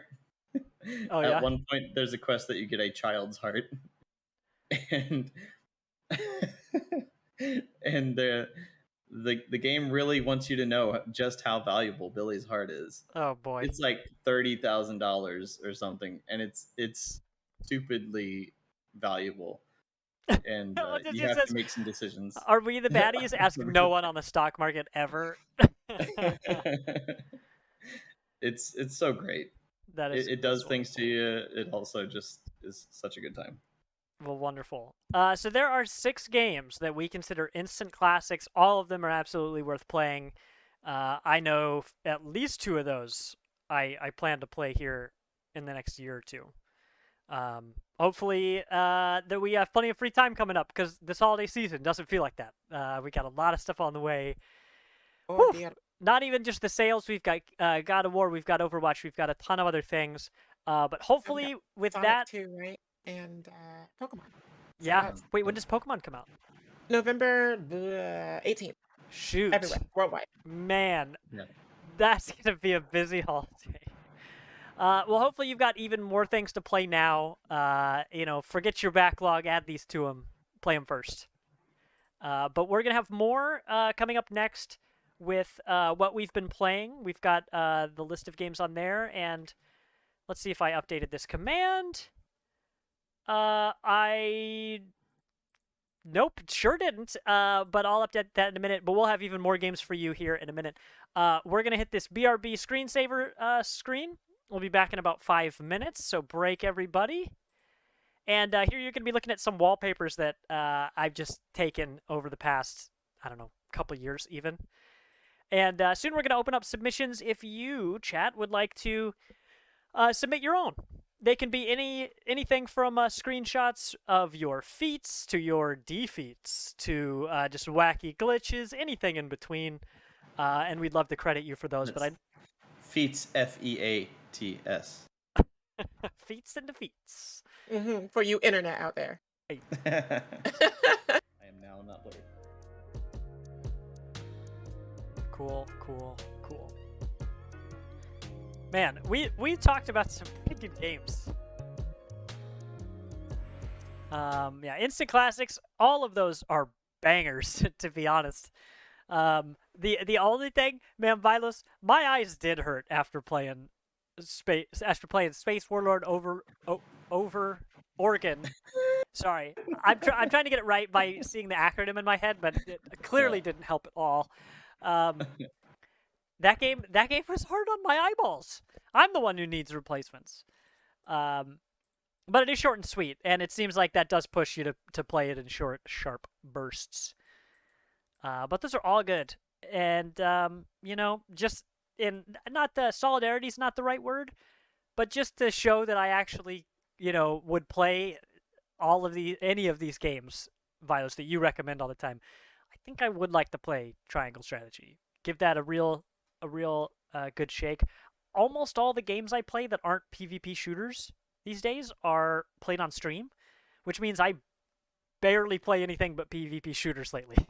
The ones that we do play on stream are things that I play with you guys, and the stuff we play on Wednesdays, which are usually 4-man whatevers. GTFO, which I'm going to talk about here in a few minutes. Raft, Back for Blood, all that good stuff. So I love those, but maybe Triangle Strategy will be one of the first single-player games I'll play offline exclusively in a while. A while. The last time I think I did that was Control, and I finished that game like 6 months ago, easy. And just do keep in mind, obviously there's a surprising amount of cutscenes for it being that art style, but each chapter is typically between an hour to an hour and a half. So okay. That's your bite size. I can do that. I can definitely do that, and I certainly have no problem. Triangle Strategy. Oh, okay. It's fully voice acted too, so I mean, consider that when you're like, if you want to. Absolutely fully. If you want to cut or lengthen your playtime, consider that as well. I'm a big fan of that, especially if I could leave it on the TV and like walk around. Shoot, that sounds like a plan. That's exciting. Did you say you'll be right back, or you're back? I will be right back. What? Just a moment. I'm getting more food. I'm just getting more food. Banned. It's milkshake the racism. Oh, let's see. Let's check this. Chat's gonna hear audio of this clip. I'm gonna. Oh, actually, I'm muted, so they won't. Let's turn this on. Thing. Not a lot of overlap between Halo fans and 21 Pilot fans because there were like 10 of us in the whole almost sold out arena who had any idea what was going on. You just hear like the woo. That was me. I was the woo. Like, I look around, I'm just like, no one's even moving. They clearly have no idea what this is. I just love that we did it at the exact same time. We turned to our friend who we came with. Like, Classic. that's wonderful. Thank you, Sav, who can't hear me for clipping that. That's pretty good. Wonderful. Well, yeah, what else has been going on? Yeah, we've got GTFO, which we played last night on stream. That one's interesting. And I'll repeat this when Sav gets back, but it's interesting who raids you in a niche game like that, because we've gotten a lot of people just showing up and raiding just because we're playing this game that not a lot of people play. So that's been tremendously helpful to me, because not everything in the game is totally obvious.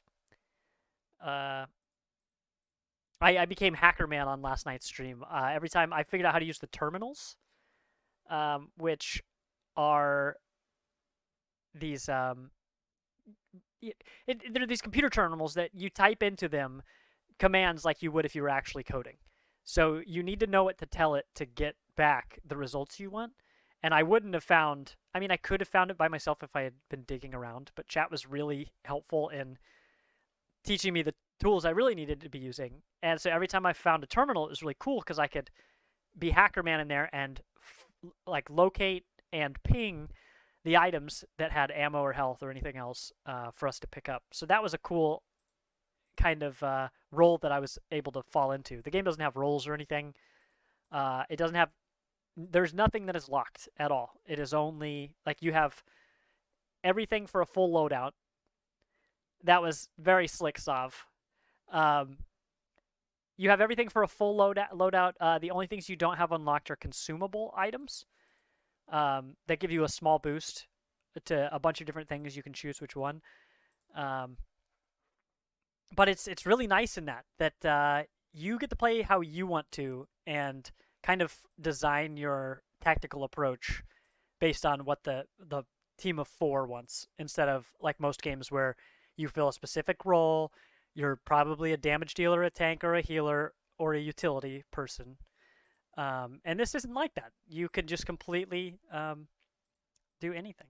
Well, Sav, since you're back, let's talk about what we've been playing. So I'm already talking a little bit about GTFO. I'll get some of the footage up here in just a moment of last night's session. But that's fun. Sav and I talked a bunch about it last week. We really dove deep on GTFO and Splatoon 3. And it's good stuff. So GTFO, $40 on Steam. Wait, is it $40? Yeah, $40 on Steam. The game, I found out through chat, has been out for a year since the 1.0 release, but early access has been out quite a bit longer than that, at least a few years. Yes. That was one thing I didn't see in chat, and I didn't hear if you guys talked about it at all. But the funny thing is that its heyday was the beginning of 2020. Yeah. That's where everybody came in, and that's because of Markiplier and all the YouTubers that got into it. Oh, is that right? Yeah. So there's a really Markiplier. There's a really good following that came about for GTFO through that, and it's really fun.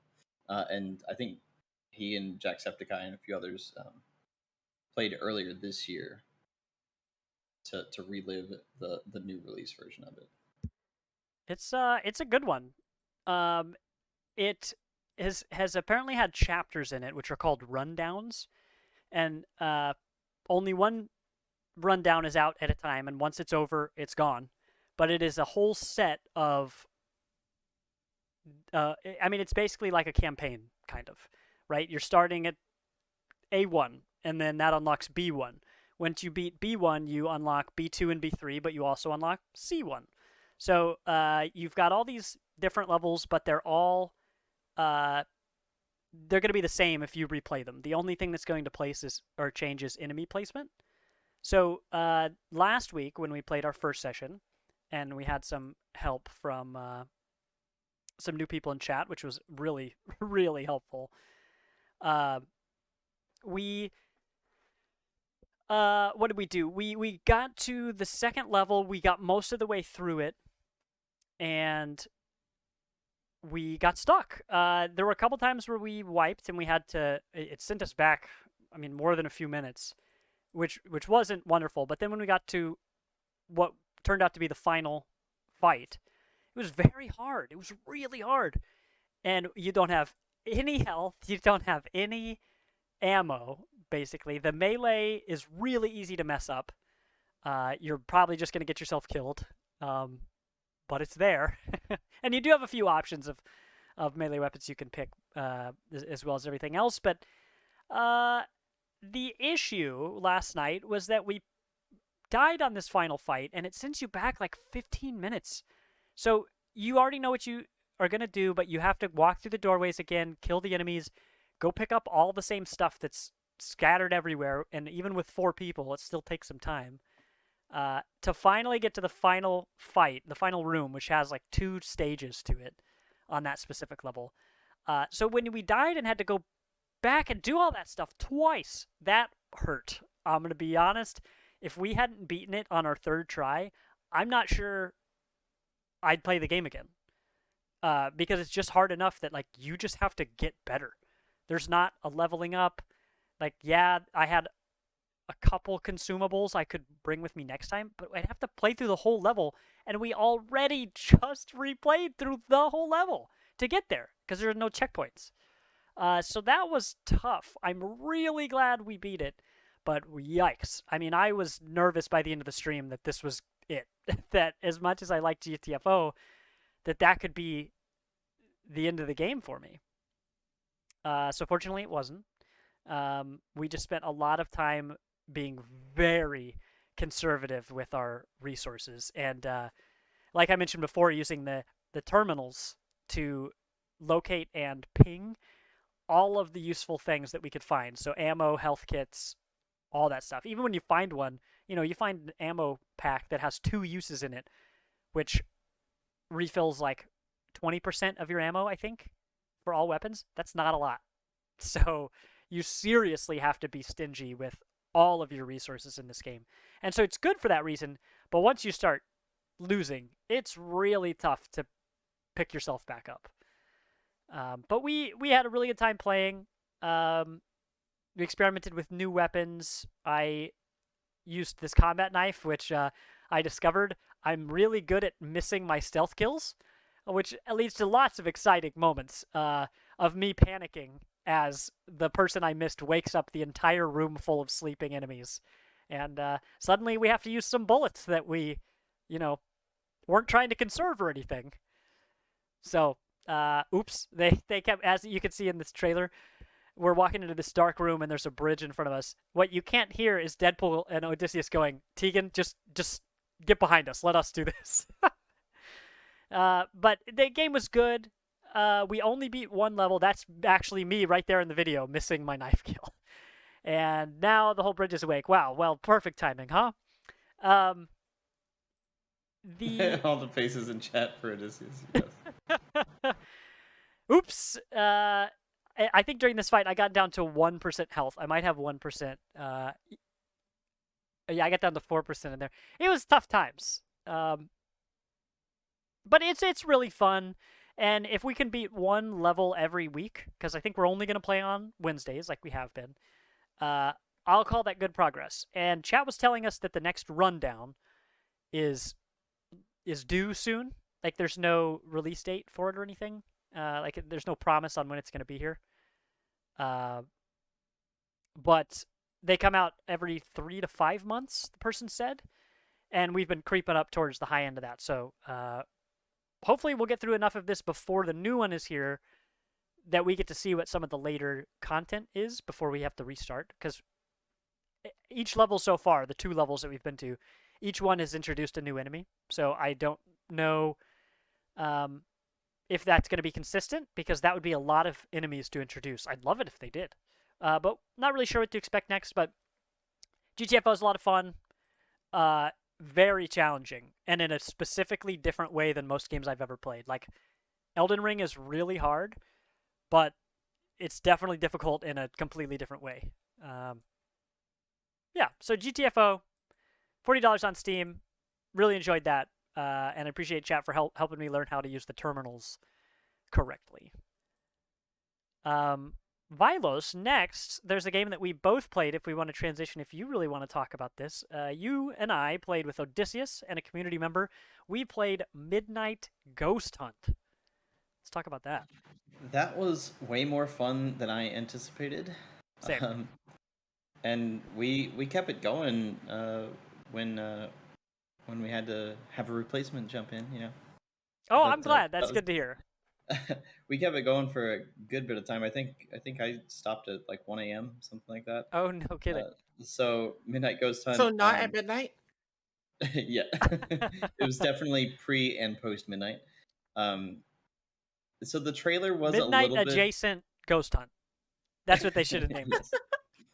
The trailer was a little bit deceiving for me. It made it feel like it was more of an actual horror game. It's not, like, at all. There are some cool elements though.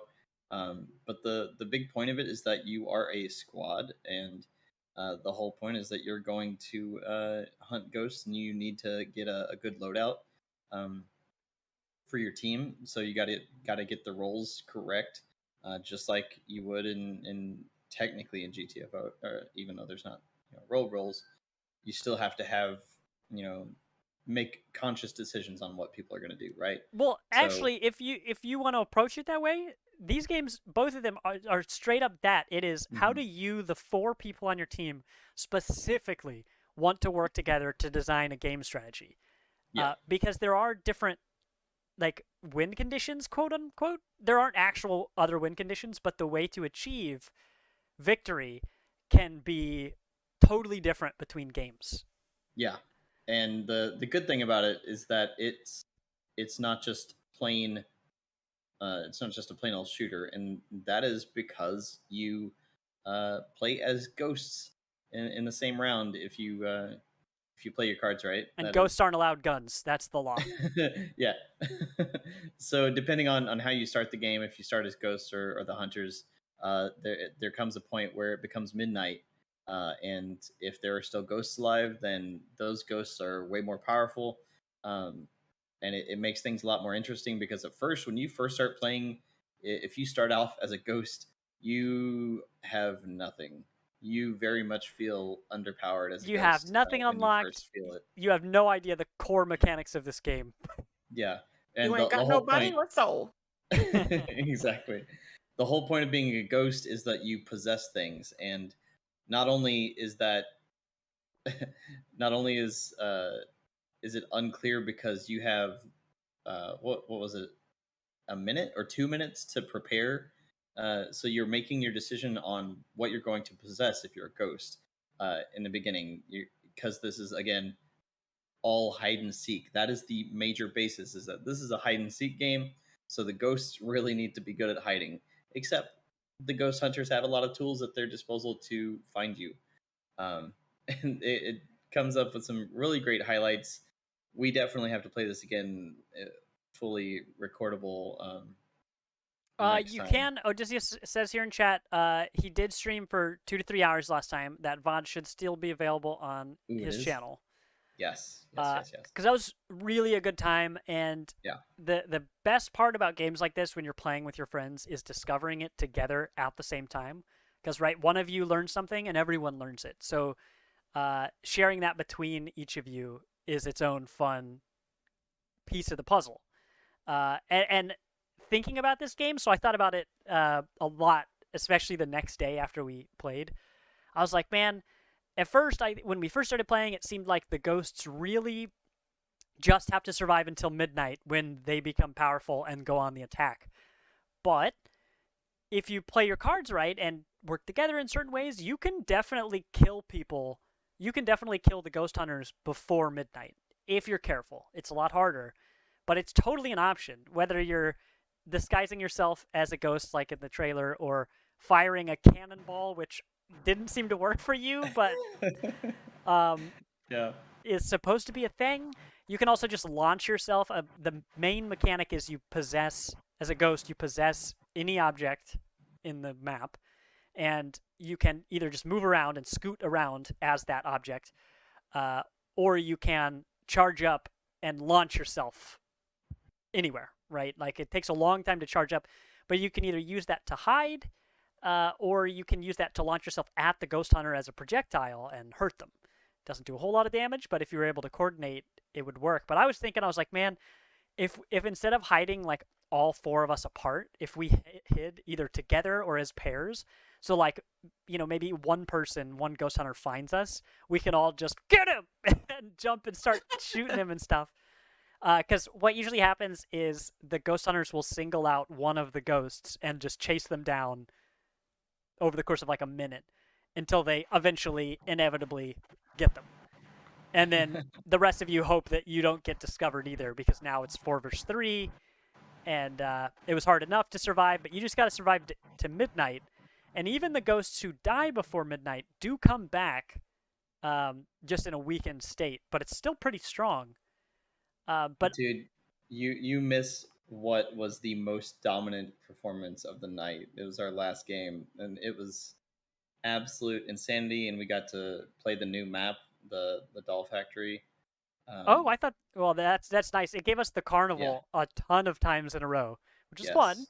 But there are way too many maps for it to give us the same one every time. Yeah. And you definitely find really quickly that this is a map game. Like, there are a couple maps that are not necessarily duds. They're just not nearly as cool. Doesn't give you as many options to have fun. I mean, you were there for when we had a hell of a time with our opponent being a ghost in a soccer ball going through the gymnasium of this high school. And Sav, you would have had a blast with this whole situation. It was so This funny. game looks like a lot of fun. I'm watching the trailer right now as you guys are discussing it, and it just looks like a blast. I will say that I've noticed that I don't think any of the characters, the main characters, like the hunters that you play, I don't think any of them are black, which makes sense because we ain't going nowhere near none of that shit. So There are a lot of skins, but I don't remember for sure.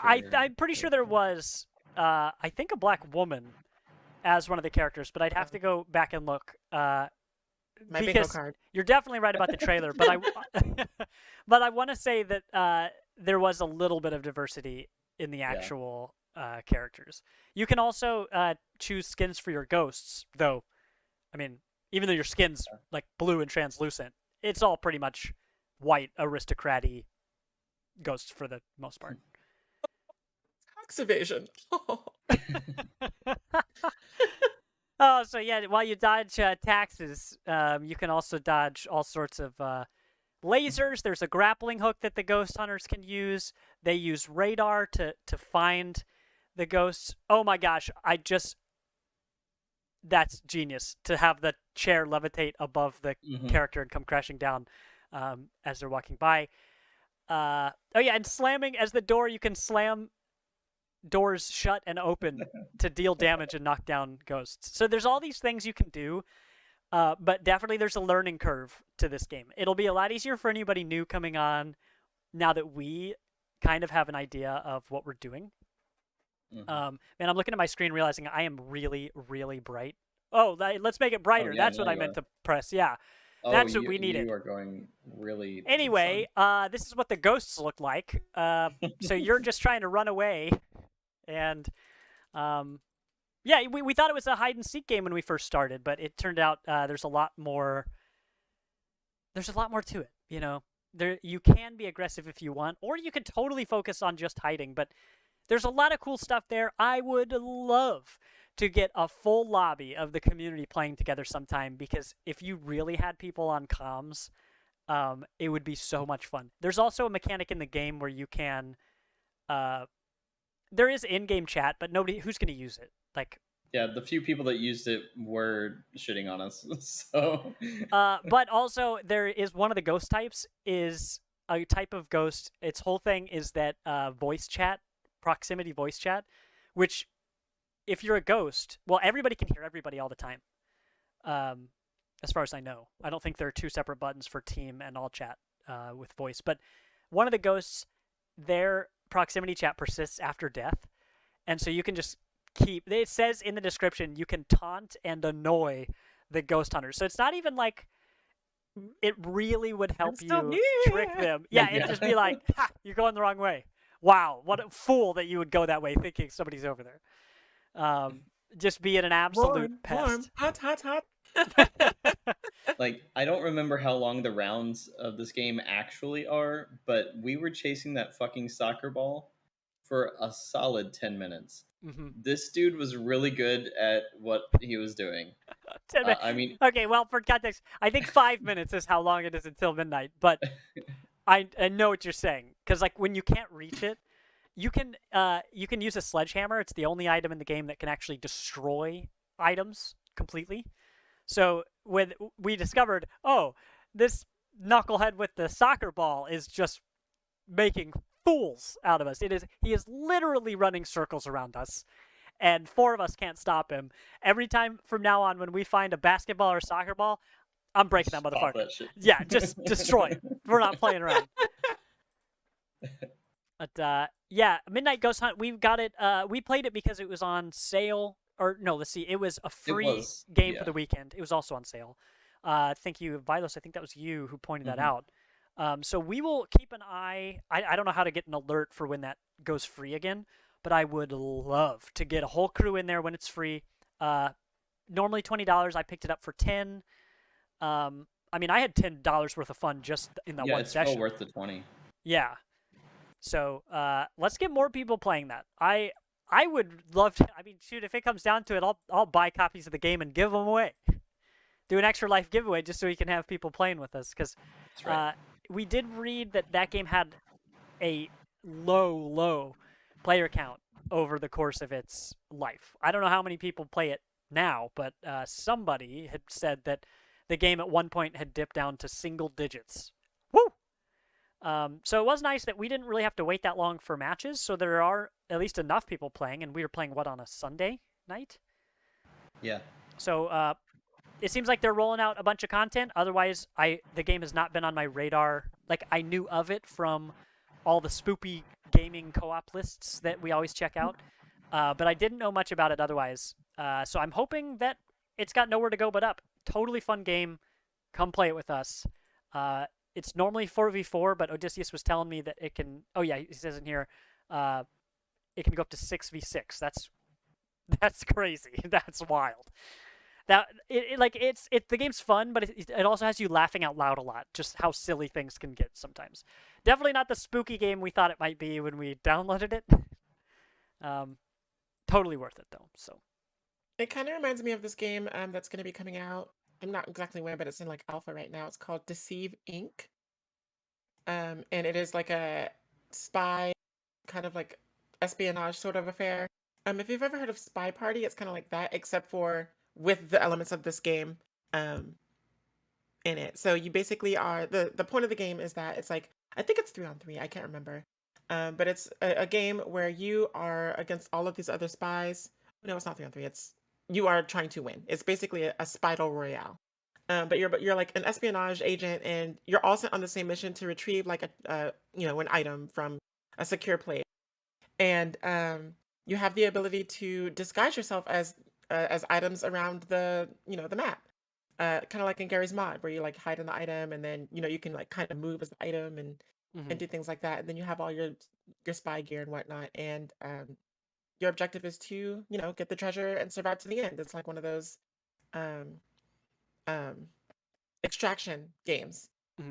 So you survive to the end, and then you extract in your super cool spy mobile, and you win the round. But I'm getting a lot of that kind of vibes from this game, where you hide into the objects and you accomplish your things that way. Yeah, it's a good one. I give that one disembodied thumb up. Huh? Yeah. Yeah, that works. Well, perfect. So those, I mean, that's all I played this week. The only thing I would say, I said this briefly, that I'm of course playing more Spelunky. Vilos, you had said somewhere on the internet, you were like, if there's anything I've learned from watching Tegan play this game, never piss off the shopkeeper, right?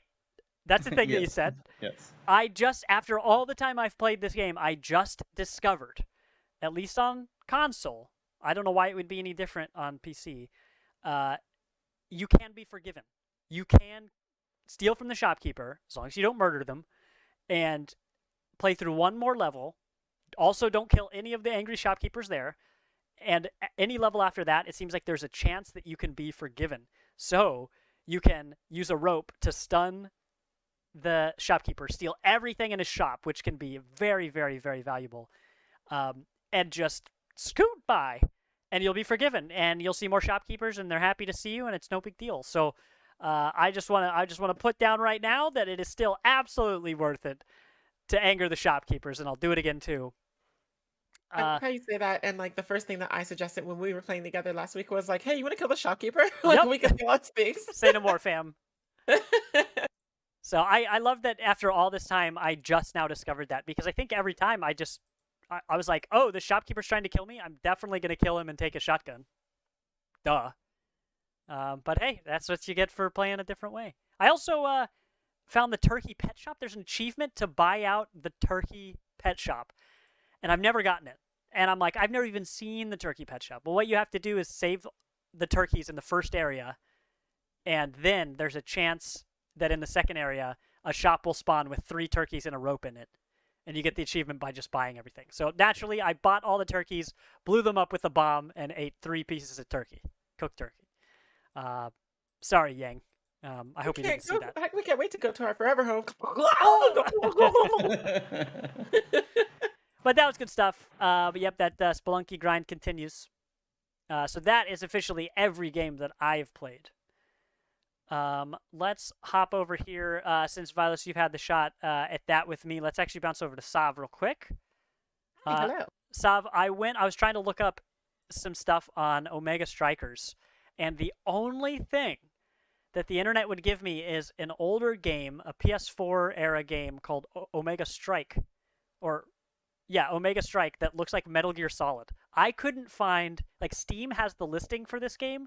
The rest of the internet has never heard of it. Can you tell me about it? I'll pull up this video you sent me. So, as the name Strikers would imply, it is a soccer game.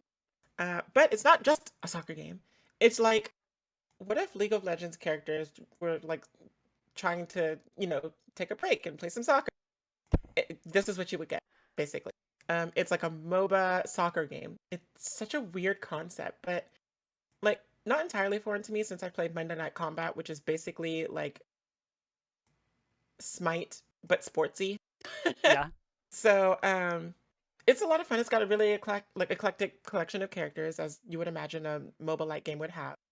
And of course, I gravitated toward the black woman, the mascot of the game, the face, the tracer of this game, if you will. And her name is Juliet. And actually, there's some really good voice actors in this game. Erica Luttrell plays the little genius girl Luna. Erica Luttrell you might recognize from, I think, doesn't she play Bangalore? I'm pretty sure she plays Bangalore, Erica Luttrell. I could be wrong on that, but I feel like that's right. Anyway, we got Aaron Hansen, Eagle Raptor, playing X, the character. He isn't really exactly known for voice acting, but he is known for his like animations in which he's voice acted, and all his Game Grumps nonsense. Mm-hmm. So hearing him just go crazy ham on this character is a lot of fun. But then there's some other voices, and you might recognize them. I'll let you research that as we get into this footage here. You were right. So Erica the point of the game is Luttrell obviously to is the voice actor for Bangalore. on Bangalore. She was Uh-huh. Michelle Oh. in As Dusk Falls. Oh, was she? You know what? You're right. Well, that's my girl now. You know what we say Such a- about and it- Michelle. Yeah. Hey, you know what? We ain't gonna go there. She Team cheated. Chaos is done. She did it. But the point of the game is obviously to, win soccerly. The first to 5 wins, or by 2 if if it's close. So you win by reaching 5 points or by winning by 2. There is MOBA-like elements. So all the characters will have their skills and their abilities and things like that, their perks. And you don't outright KO anybody in this like you would a MOBA. So like when you eliminate somebody, it's not like a kill and you don't get experience from it. You actually get experience from the power orbs that appear all across the map. And the skills are basically there to break your stun, like build stun, so you can stagger somebody and make them easier to knock out, in which they'll be put in a penalty box for a set amount of time before returning back to the field. So not as pressured as a MOBA would be. You're not gaining gold and experience for every KO that you get. Mhm. It's more like you are just losing out on time. But yeah, that's basically the long and short of it. It's a really nice little burst of fun. It's almost kind of like in that same vein as Smash Legends.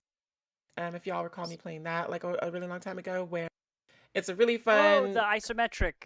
yeah, the brawler game. Yeah.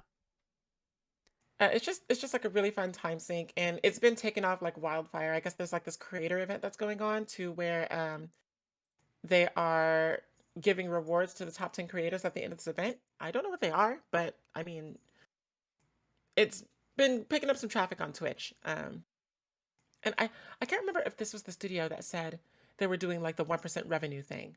There's a recent game that was coming out, and I think it was this. And I don't know why I think it was this, that the top like creator partner, like their creator program or whatever that they're going to be doing, Mm-hmm. will be earning like a 1% revenue share of the game's sales, which is really cool. It is free to play, but that means battle passes and store skins and all that whatnot.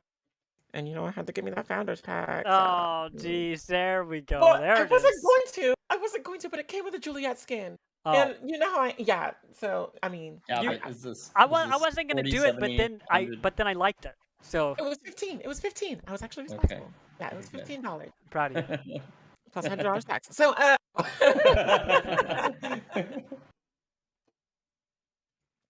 I've been having a lot of fun with this game though. There are some characters that I want to try out, but you have to unlock them, of course, through Questory and purchasing them with the in-game gold. But I unlocked all the ones that I cared about, which are Juliet, who's free. She's the first one you start with. And then Estelle, you know what? I got to get my regal, cold, icy princess bitch up in there. She is a sniper character who's all like, ooh, yeah, I'm the champion of the game. Ooh, my proportions are wildly out of whack, but you know what? I'm still a fun character. Ooh, You know. that the character. And then Luna, the child genius. And Dubu, who you see on the screen, is a giant hamster man who all he says is Dubu. Because Oh, it's really cute. that's why Odysseus is in chat saying Dubu. Dubu! Yes, Dubu is adorable, and his special attack is that he sends out like bowls of dumplings, which act as a barricade to knock the ball back. But it could also trap the ball like behind you. So you got to be careful about your placement on that. Oh, but you could use that to catch it if you're near the enemy's goal. Precisely, yeah. But Dubu is more like a goalie type character. As you see, this Dubu here is staying within that goal zone, which you do get perks for staying in that zone. You get like a defense boost. I'm not exactly sure what else you get, but you get like a defense boost and like maybe you get a movement buff or something. But anyone who's in that zone will get the buff. But it's generally frowned upon to like double down on the goal zone because that leaves the field open for the opponents to come in and stuff the ball. So Yeah.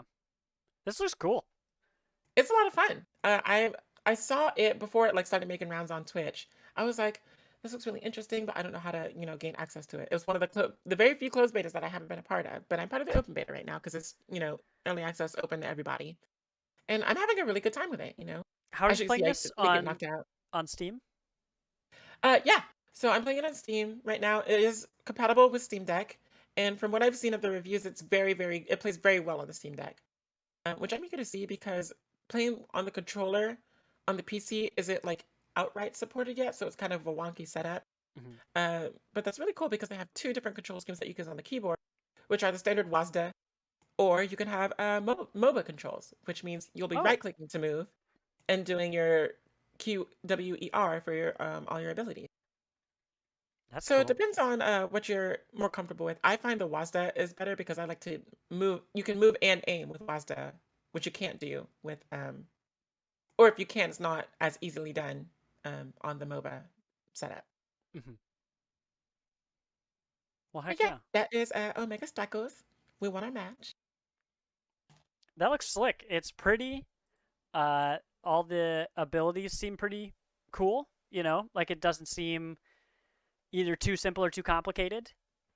And it also doesn't seem like it has well, I think it doesn't have an especially high barrier to entry, which is nice because It I can doesn't seem like imagine. it does because I won my very first game that I played. It was a 5-0. So I mean, Oh, yeah, I'm not sure if the first match was bots, but it seemed like they were playing like real people. And I asked Shani and Odie if it was bots. I think it was Odie. I know it was Shani. Um, and they were just like, no, it's real people. And then someone came in and said it sounded like we were struggling against real people. I wasn't, but Shani was. The tea. shots fired! Shots fired! The tea. But no, I'm really having a lot of fun with this game, and I'm glad because even though I am notorious for buying founders packs without knowing anything about the game that I'm about to support, What? this one, what? This one really worked out. I'm probably gonna play it after dinner because I'm gonna be eating dinner while I watch you guys play Metal Hellsinger because I'm super excited about that later. But after dinner, I'll probably be online playing some more Omega Strikers, and that's been taking up Splatoon time. You know how hard it is to Whoa! get me up Splatoon? I put 200 hours in that game, and now Omega Strikers comes out, and I'm like, oh, okay. Oh, look over there! You were like those. My binoculars. Yep. You needed a not Splatoon game for 2 hours of your week. Yeah, Yeah, yeah. something I It's can play in my like sleep. palate cleanser. You're like, all right, I took a 15-minute break. Back to the grind. Well, do you want to talk about that, or do we want to hop over to Vilos? I mean, since you knocked out both of yours, I can just knock out both of mine too. Let's do it. Since I did mention Splatoon, I think it's a good segue.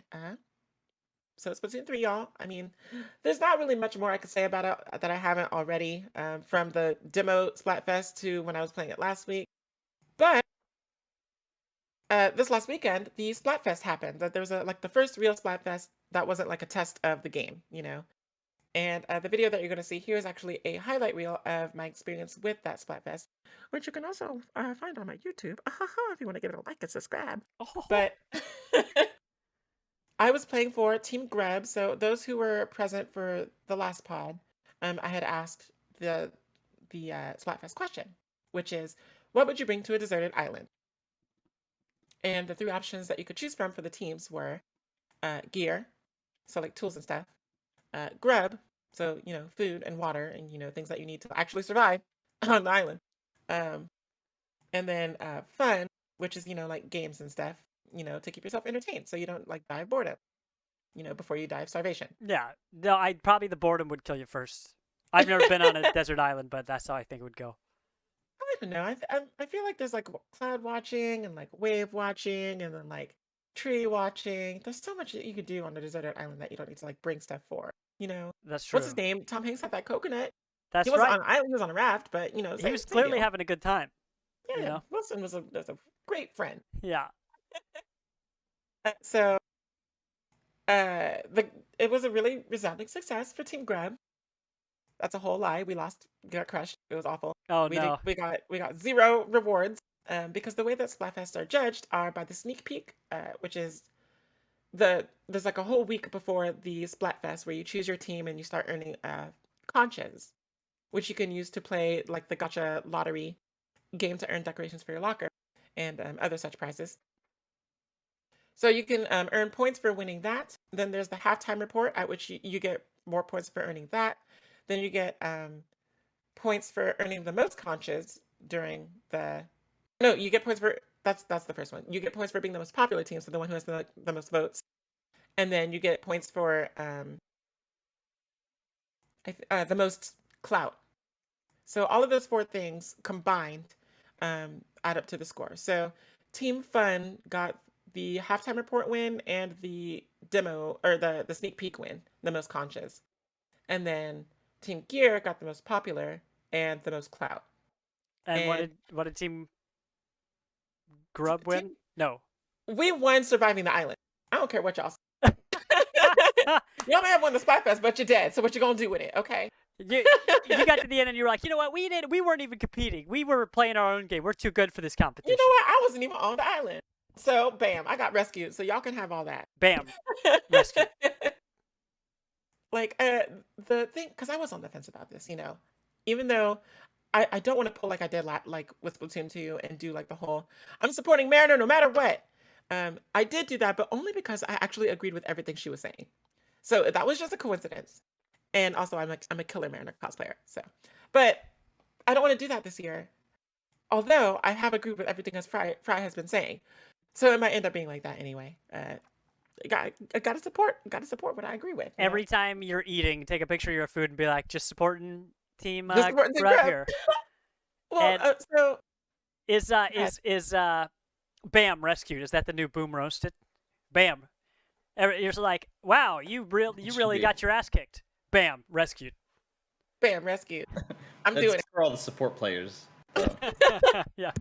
We decide who lives and dies. Like I was about to draw a Splatfest art that was just like Shiver, who was the blue Octoling idol of Deep Cut. I was drawing a Splatfest art. I ran out of time before the weekend ended, but I was gonna draw them just eating a tent and being like, I didn't bring any grub, so and be like team gear be like, and her face was all expanded with like the tent and everything. It was gonna be so good, but I ran out of That's time. funny. Ah, dagnabbit. I'll probably still do it though. Bam, rescued. I'm not salting or anything, even though I could be because I brought salt to the island. Just saying. Surrounded by seawater, I brought salt. You just said that so, man, so you could make the puns. You weren't even gonna eat the salt. I mean, you're right. I just be cooking them up on the spot. You're like, I literally brought salt and tea. That's it. Oh, honey, I brought the tea. I can't wait to tell Wilson. Oh, jeez.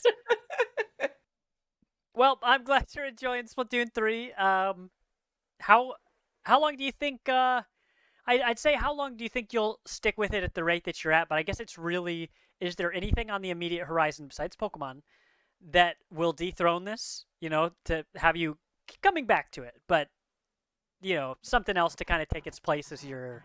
I do think that that you forget that Sov will play something for 200 hours and then play another thing for that same 200 hours and just not sleep or At eat. the same time. Yeah. Yes. Never, ever done that before. Oh. Pokemon Unite. Yep. Before that game, I had never done anything like that before.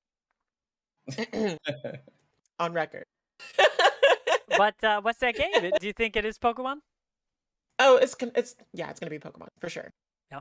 Like no, there's no doubt about it. I'm gonna be Pokemon all the way, and because this seems like a really good entry point too, just like how Brilliant Diamond, Shining Pearl was. Gen 4, like when it came out on the DS, the original. I cut away Diamond too and early. Pearl. Hold on. This is beautiful. This at the end. Oh yeah, the moment, the twerking of friendship. Yep. That's wonderful. Sorry, I cut you off. No, you're good. You cut off my video and my speech. Oh, That's like classic that's all white a boy. stream is video audio. Like that's what I really love about this game is that there are tons of moments like this where you just like you meet someone and you stick with them through like so many matches and you like dance together and party together and taunt together. You slay together, you stay together. That's right. That's the matter. Bam, rescued.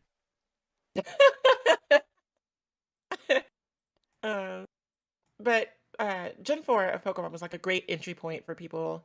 Not only because that's when the big physical special split happened between the moves, and so it was really easier. It was easier to strategize. It made more sense. That's when they really buckled down on like abilities and things like that as well. Even though they were introduced in Generation 3, we actually got more than just like a vague kind of description about what they did, so it was easier to plan and strategize. So much like Diamond and Pearl, and then by consequence, Brilliant Diamond, Shining Pearl was a good barrier of entry Pokemon. I think Scarlet and Violet is going to be such a good like newcomer game to the Pokemon franchise. Because it's not depending so much on things of the past in this one. It's hard to explain. Like it's like a whole new region, it's like a whole new like competitive World. scene. It seems like they're designing the game more around the competition than in previous iterations. And I say that because they came out with the terrestrializing, which crystallizes your Pokemon and gives them whole new types that they can work with, and then it opens up so many more strategies.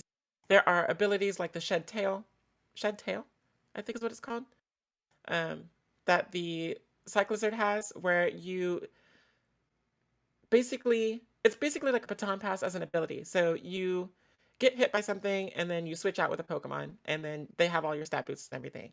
That's a built-in move. So that's one less move you have to worry about. It's really cool. So I think this is really good for competitive battling anyway, and casual Pokemon playing. Pokemon Scarlet and Violet is going to be like really cool, I think. Well, heck yeah. Well, speaking of shedding tail, let's give Vilos a chance to talk about his games so that we can this time get to Metal Hellsinger, because last time we talked so much that we couldn't even play. Maybe. And we're approaching that. We're approaching that. This is another long pod. Might be pretty quick here. Yeah. Vilos, let's start with the first one on here. Tell us about Yeah. Unpacking. Yeah, Unpacking. So this one I've been wanting to play. I just know that it's one of those things that's emotional for me, and it turned out being the case. So everybody just needs to play Unpacking if you haven't already. I know a lot of people were playing it early this year when it first popped up. Again, it's on Game Pass. So Unpacking is a very simple experience. The whole point is that you are experiencing life as this particular person, and you are going through different points of their life um, that are very important to them. And it's got a uniqueness to the narrative because it doesn't tell you anything really of note besides uh, a year. You're given a year and things are happening. So you're unpacking, you're taking stuff out of these boxes and you're placing it in what should be the appropriate places, but there's room, for placing things in spots. You can mostly customize it to how you would, but I did find that there were a couple items because once you lay out all your items, if you do have one in the wrong spot, it will highlight itself in red, and it's like, hey, you should probably find the right spot for that. And those things are usually more important items. Have you beaten the game? Yes. So they Yes, end up using this to not this. I don't think this is a spoiler necessarily, but they use that to tell a story. Like they tell the story through like you notice there's a teddy bear that follows you through most of the game, and every new level you can see the time has passed, like years have passed, and this thing is just a little worse for wear, and maybe it's got a little patch on it and stuff by the end. But you notice you can kind of get an idea of the age of your character. Your character never appears on screen. I think there's one time where you see your character's picture up on the fridge, so you can choose that. But even then, it's not super obvious which one is you. Actually that's not true. But well, you see varying degrees of things yeah, throughout the whole experience, and sometimes it's big, sometimes it's, hey, you're in a relationship, hey, you're no longer in a relationship, right. you're Well, in in one of college, them, bachelor pad, you have a roommate because you start, and the very first one, I it's thought they were roommates. you, yeah, right. You get this storytelling just through physical items and all of this, but they do use that idea of like, yeah, most things can go anywhere until they can't. Where like at one point when your character is clearly living with roommates, it's like, oh, there are stricter rules on where I could put things because I live with people.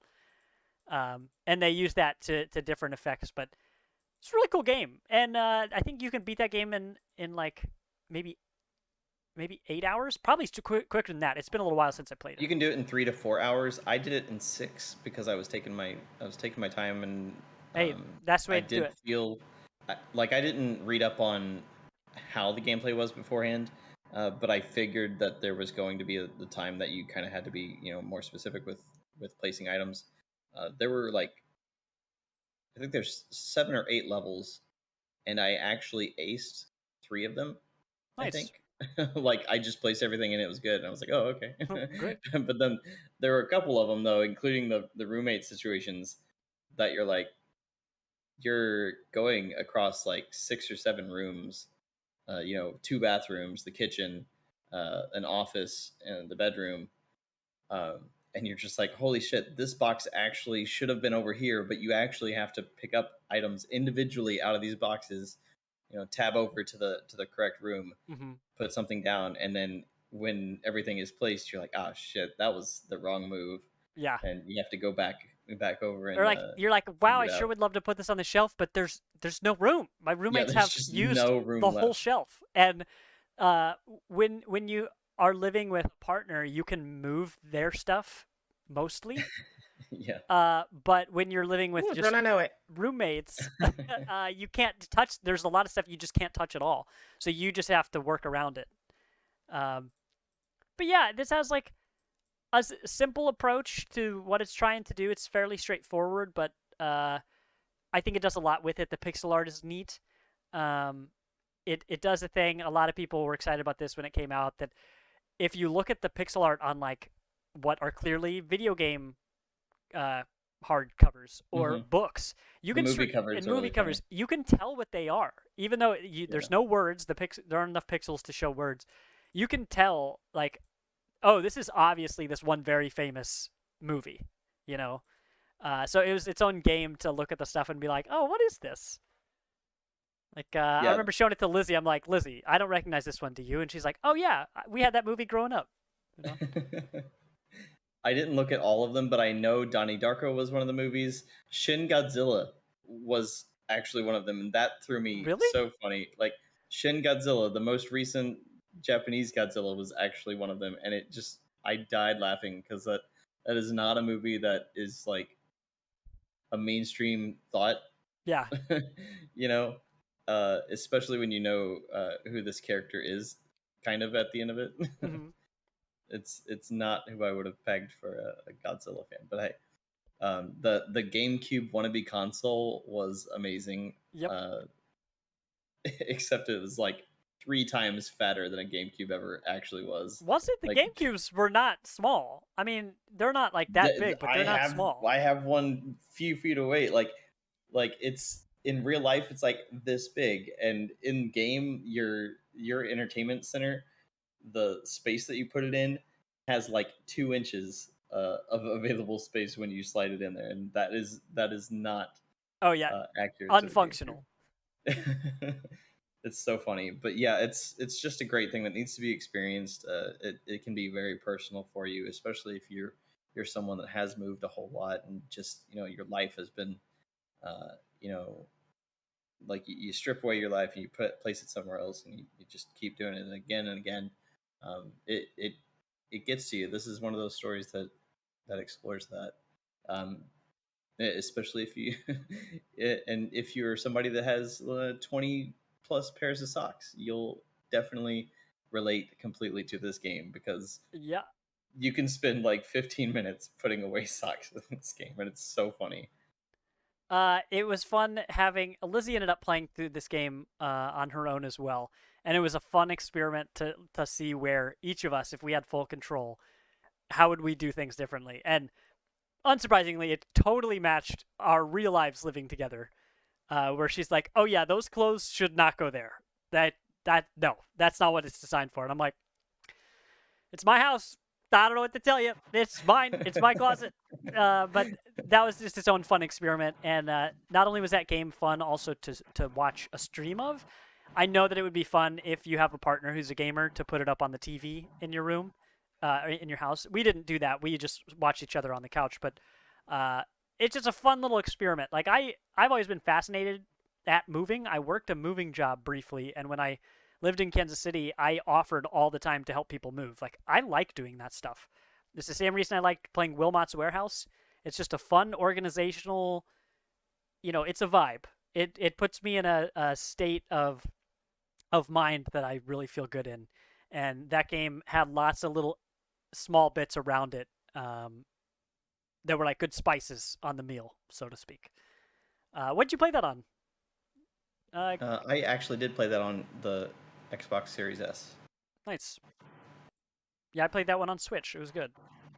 That was when I had broken Joy-Cons, so I did everything I could to steal Lizzie's Joy-Cons, because boy, really hard to move things precisely when it's constantly scooting around the screen. Oops. And I think it's available with touch controls on Game Pass Cloud as well. Hey, I'm gonna revisit something real quick. Odysseus dropped in party chat in Discord the picture of the one black character from Midnight Ghost Hunt. It is. I remember this. This is the hippie skin. It's a black guy with an afro, and he's got like a sweater with like hippie flowers on it. I mean, it's not a bad skin, but it is the only one in the game. So since it's there and Odysseus dropped it for us, I wanted to shout that out. Hopefully, they get some more in there for sure, though. Yeah. But after that big sidetrack, yeah, Unpacking is good. Let me get this trailer up for this one. Vilos, I don't know. Okay, so Final Fantasy. I know those words. Yes. Pixel remaster? This is Question mark? the very first game. The Oh, very first game the final one. remade for current consoles and stuff. I'm playing it on Steam. I played the shit out of it on NES when I was a kid, but I never got anywhere because anybody that played the original Final Fantasy on NES knows that that game didn't tell you shit. Yeah. It didn't tell you anything. Like the Pixel remaster actually has a cutscene, and I remember never, ever, ever, ever, ever, ever seeing anything like a cutscene on the NES. Like the game, literally, you boot it up, and it's the overworld map, and your little dude, and you just go up, and you're immediately jump Going into a into world a like cityscape. what old Super Mario World? Super Mario Oh, 2? before World, yeah. So I think this game originally came out in '85. I'd like to say, but this is the progenitor really of turn-based RPGs. It really was one of those standard setters, and like I had played, I think it was Breath of Fire on the NES or the SNES Oh, on Nintendo Switch Online, is and this Breath of not only Fire. the first one, but it's all of them? What? There are pixel remasters of the first six, or the first five are out. I think the sixth one might not be out yet still, but Wow. um, I played Breath of Fire on Nintendo Switch Online, and that was an SNES game, and it was so dull going back to that game Yeah. because the fights were just boring and repetitive. Uh, and that had a slight fast forward feature. The pixel remaster of Final Fantasy, though, um, has some auto battling available to you, but its random battles are more random, like completely random. Like you can actually get somebody that would end a party like 5 to 10 levels above you in a random battle in a forest And they're not sometimes. scaled or anything? Can you Not run? really. Like you can run, but if they're really high level compared to you, then it's not a great chance, you know. Um, the game doesn't do it all that often, but I like it took me, I think, an hour or so um, to get all of my 4 characters to about level 10, so I would just stop having to try to make enough money to buy revives. The uh, the Phoenix Phoenix Downs. Downs, Yeah. yeah, and I never knew because for they're years that expensive as Phoenix hell. Down was referring to down feathers. I was just like, Yeah. these are words they put together, probably bad translation. I don't know. Yes. It's a phoenix Uh, that's been knocked over. Yep. We got a Phoenix Down! We need some medicine! uh, but this is the game that spawned the what do they call it? The Stranger of Paradise that came out this year. That's the funniest thing. Like it's really nostalgic for me, but I never finished it originally, and so now I'm just like, you know what? I think I put in 3 or 4 hours the other day, and I'm about a quarter of the way through. Um, like in the old days, it would have probably taken 30 to 40 hours, but I did see on How Long to Beat this one can average 20 to 25. So hopefully, I can knock it out and it doesn't get too boring by the end. But this is the RPG that really got boss battles to be a thing, um, just because of the level balance that it has. Um, and the story is, for being one of the real first RPGs to really make it, the story is unique. Oh, I thought you were gonna be which like, wow, I feels can't weird to believe they say. made another one after this. It really feels weird to say that because like you're the four warriors of light, whatever. Okay, how did we get there? I don't know. Maybe I'll find something out in the next 10 hours, but it doesn't give you yeah, it doesn't give you a whole lot to go on still, even though this pixel remaster did add a few things. It did add very minute, like very tiny, the beginning cutscene, and then I think there's a couple extra cutscenes throughout, um, but they're nothing special. Mm-hmm. Just like a camera sweep over like a windy plain, and that's your cutscene, you know. You know, Um, but it's in your imagination. it really does throw you back though to like the early days of the Dungeons and Dragons games that were on PC that were basically pen and paper, you know. Um, it's just got a lot of good emotions that it'll express with you, and it's fun. It's still a little bit repetitive just because of the fact that the battles are so simplified, Mm-hmm. but the fact that they are better random encounters than some of the other games that came out at the time, and even later, like that Breath of Fire. It's still enough to keep you going for the next 20 hours. So looking forward to finishing that, and hopefully it stays good. Because I've already gotten farther in the game than I ever did as a kid. Oh yeah. Because it literally just didn't make sense. Like you get a boat and you get no real direction. The one guy in town is like, "Oh yeah, you should go west," and you go west, and there's nowhere for you to actually put your boat because you actually have to go. You slide into a little dock, so Oh. you have to find one of the docks that's north or south, and Mm-hmm. then walk fucking forever through Lol. these forests, and it's just like, oh yep, time to grind. There you go. And so They're like, the kids uh, are gonna fucking it's wild. love this. They are Yeah, gonna love this. they're gonna love fighting the same octopi and sharks and pirates when they're in a boat, or trolls, griffins, tigers, Oh my. orcs. That's the other thing. They actually have a lot more enemy types in this than a lot of RPGs did for a long time. I feel like They have more what? Enemy enemy types? types. Yeah. So that makes like the biggest difference in something like this because Most games back I then would have just like, here's an octopi, or or like something that like the Octorok from Zelda. Okay, now Mhm. here's a blue one. Now here's a Exactly. pink one. There That's what I'm is saying. there's a game called Franken that makes fun of those exact tropes. Video Game Donkey did like a video on it, and it is hilarious. But the game itself is just a giant parody of JRPG, like 2D pixels specifically. I think actually specifically parodies the original Final Fantasy games. Um, it's called Franken, and like it's so funny that you guys mentioned that because I was thinking about that, and then Tika just spoke it out. Like Um, there are different colors for like if this is a chief, this is the chieftain of the lions. Like they literally do that shit. Oh, really? They were they were one of those that started the tropes, but the cool thing is that they actually do have a whole lot of enemy types regardless. They don't just color them. But coloring them means that, oh man, looks like that one's going to take 3 extra hits. You know, so you just As they do. better time your fighter to get the hit on that guy first. To take him down. Now they just have more It's clothes. That's how you tell. Yeah. yeah, but it's a good fun time, and I'm glad I picked it up.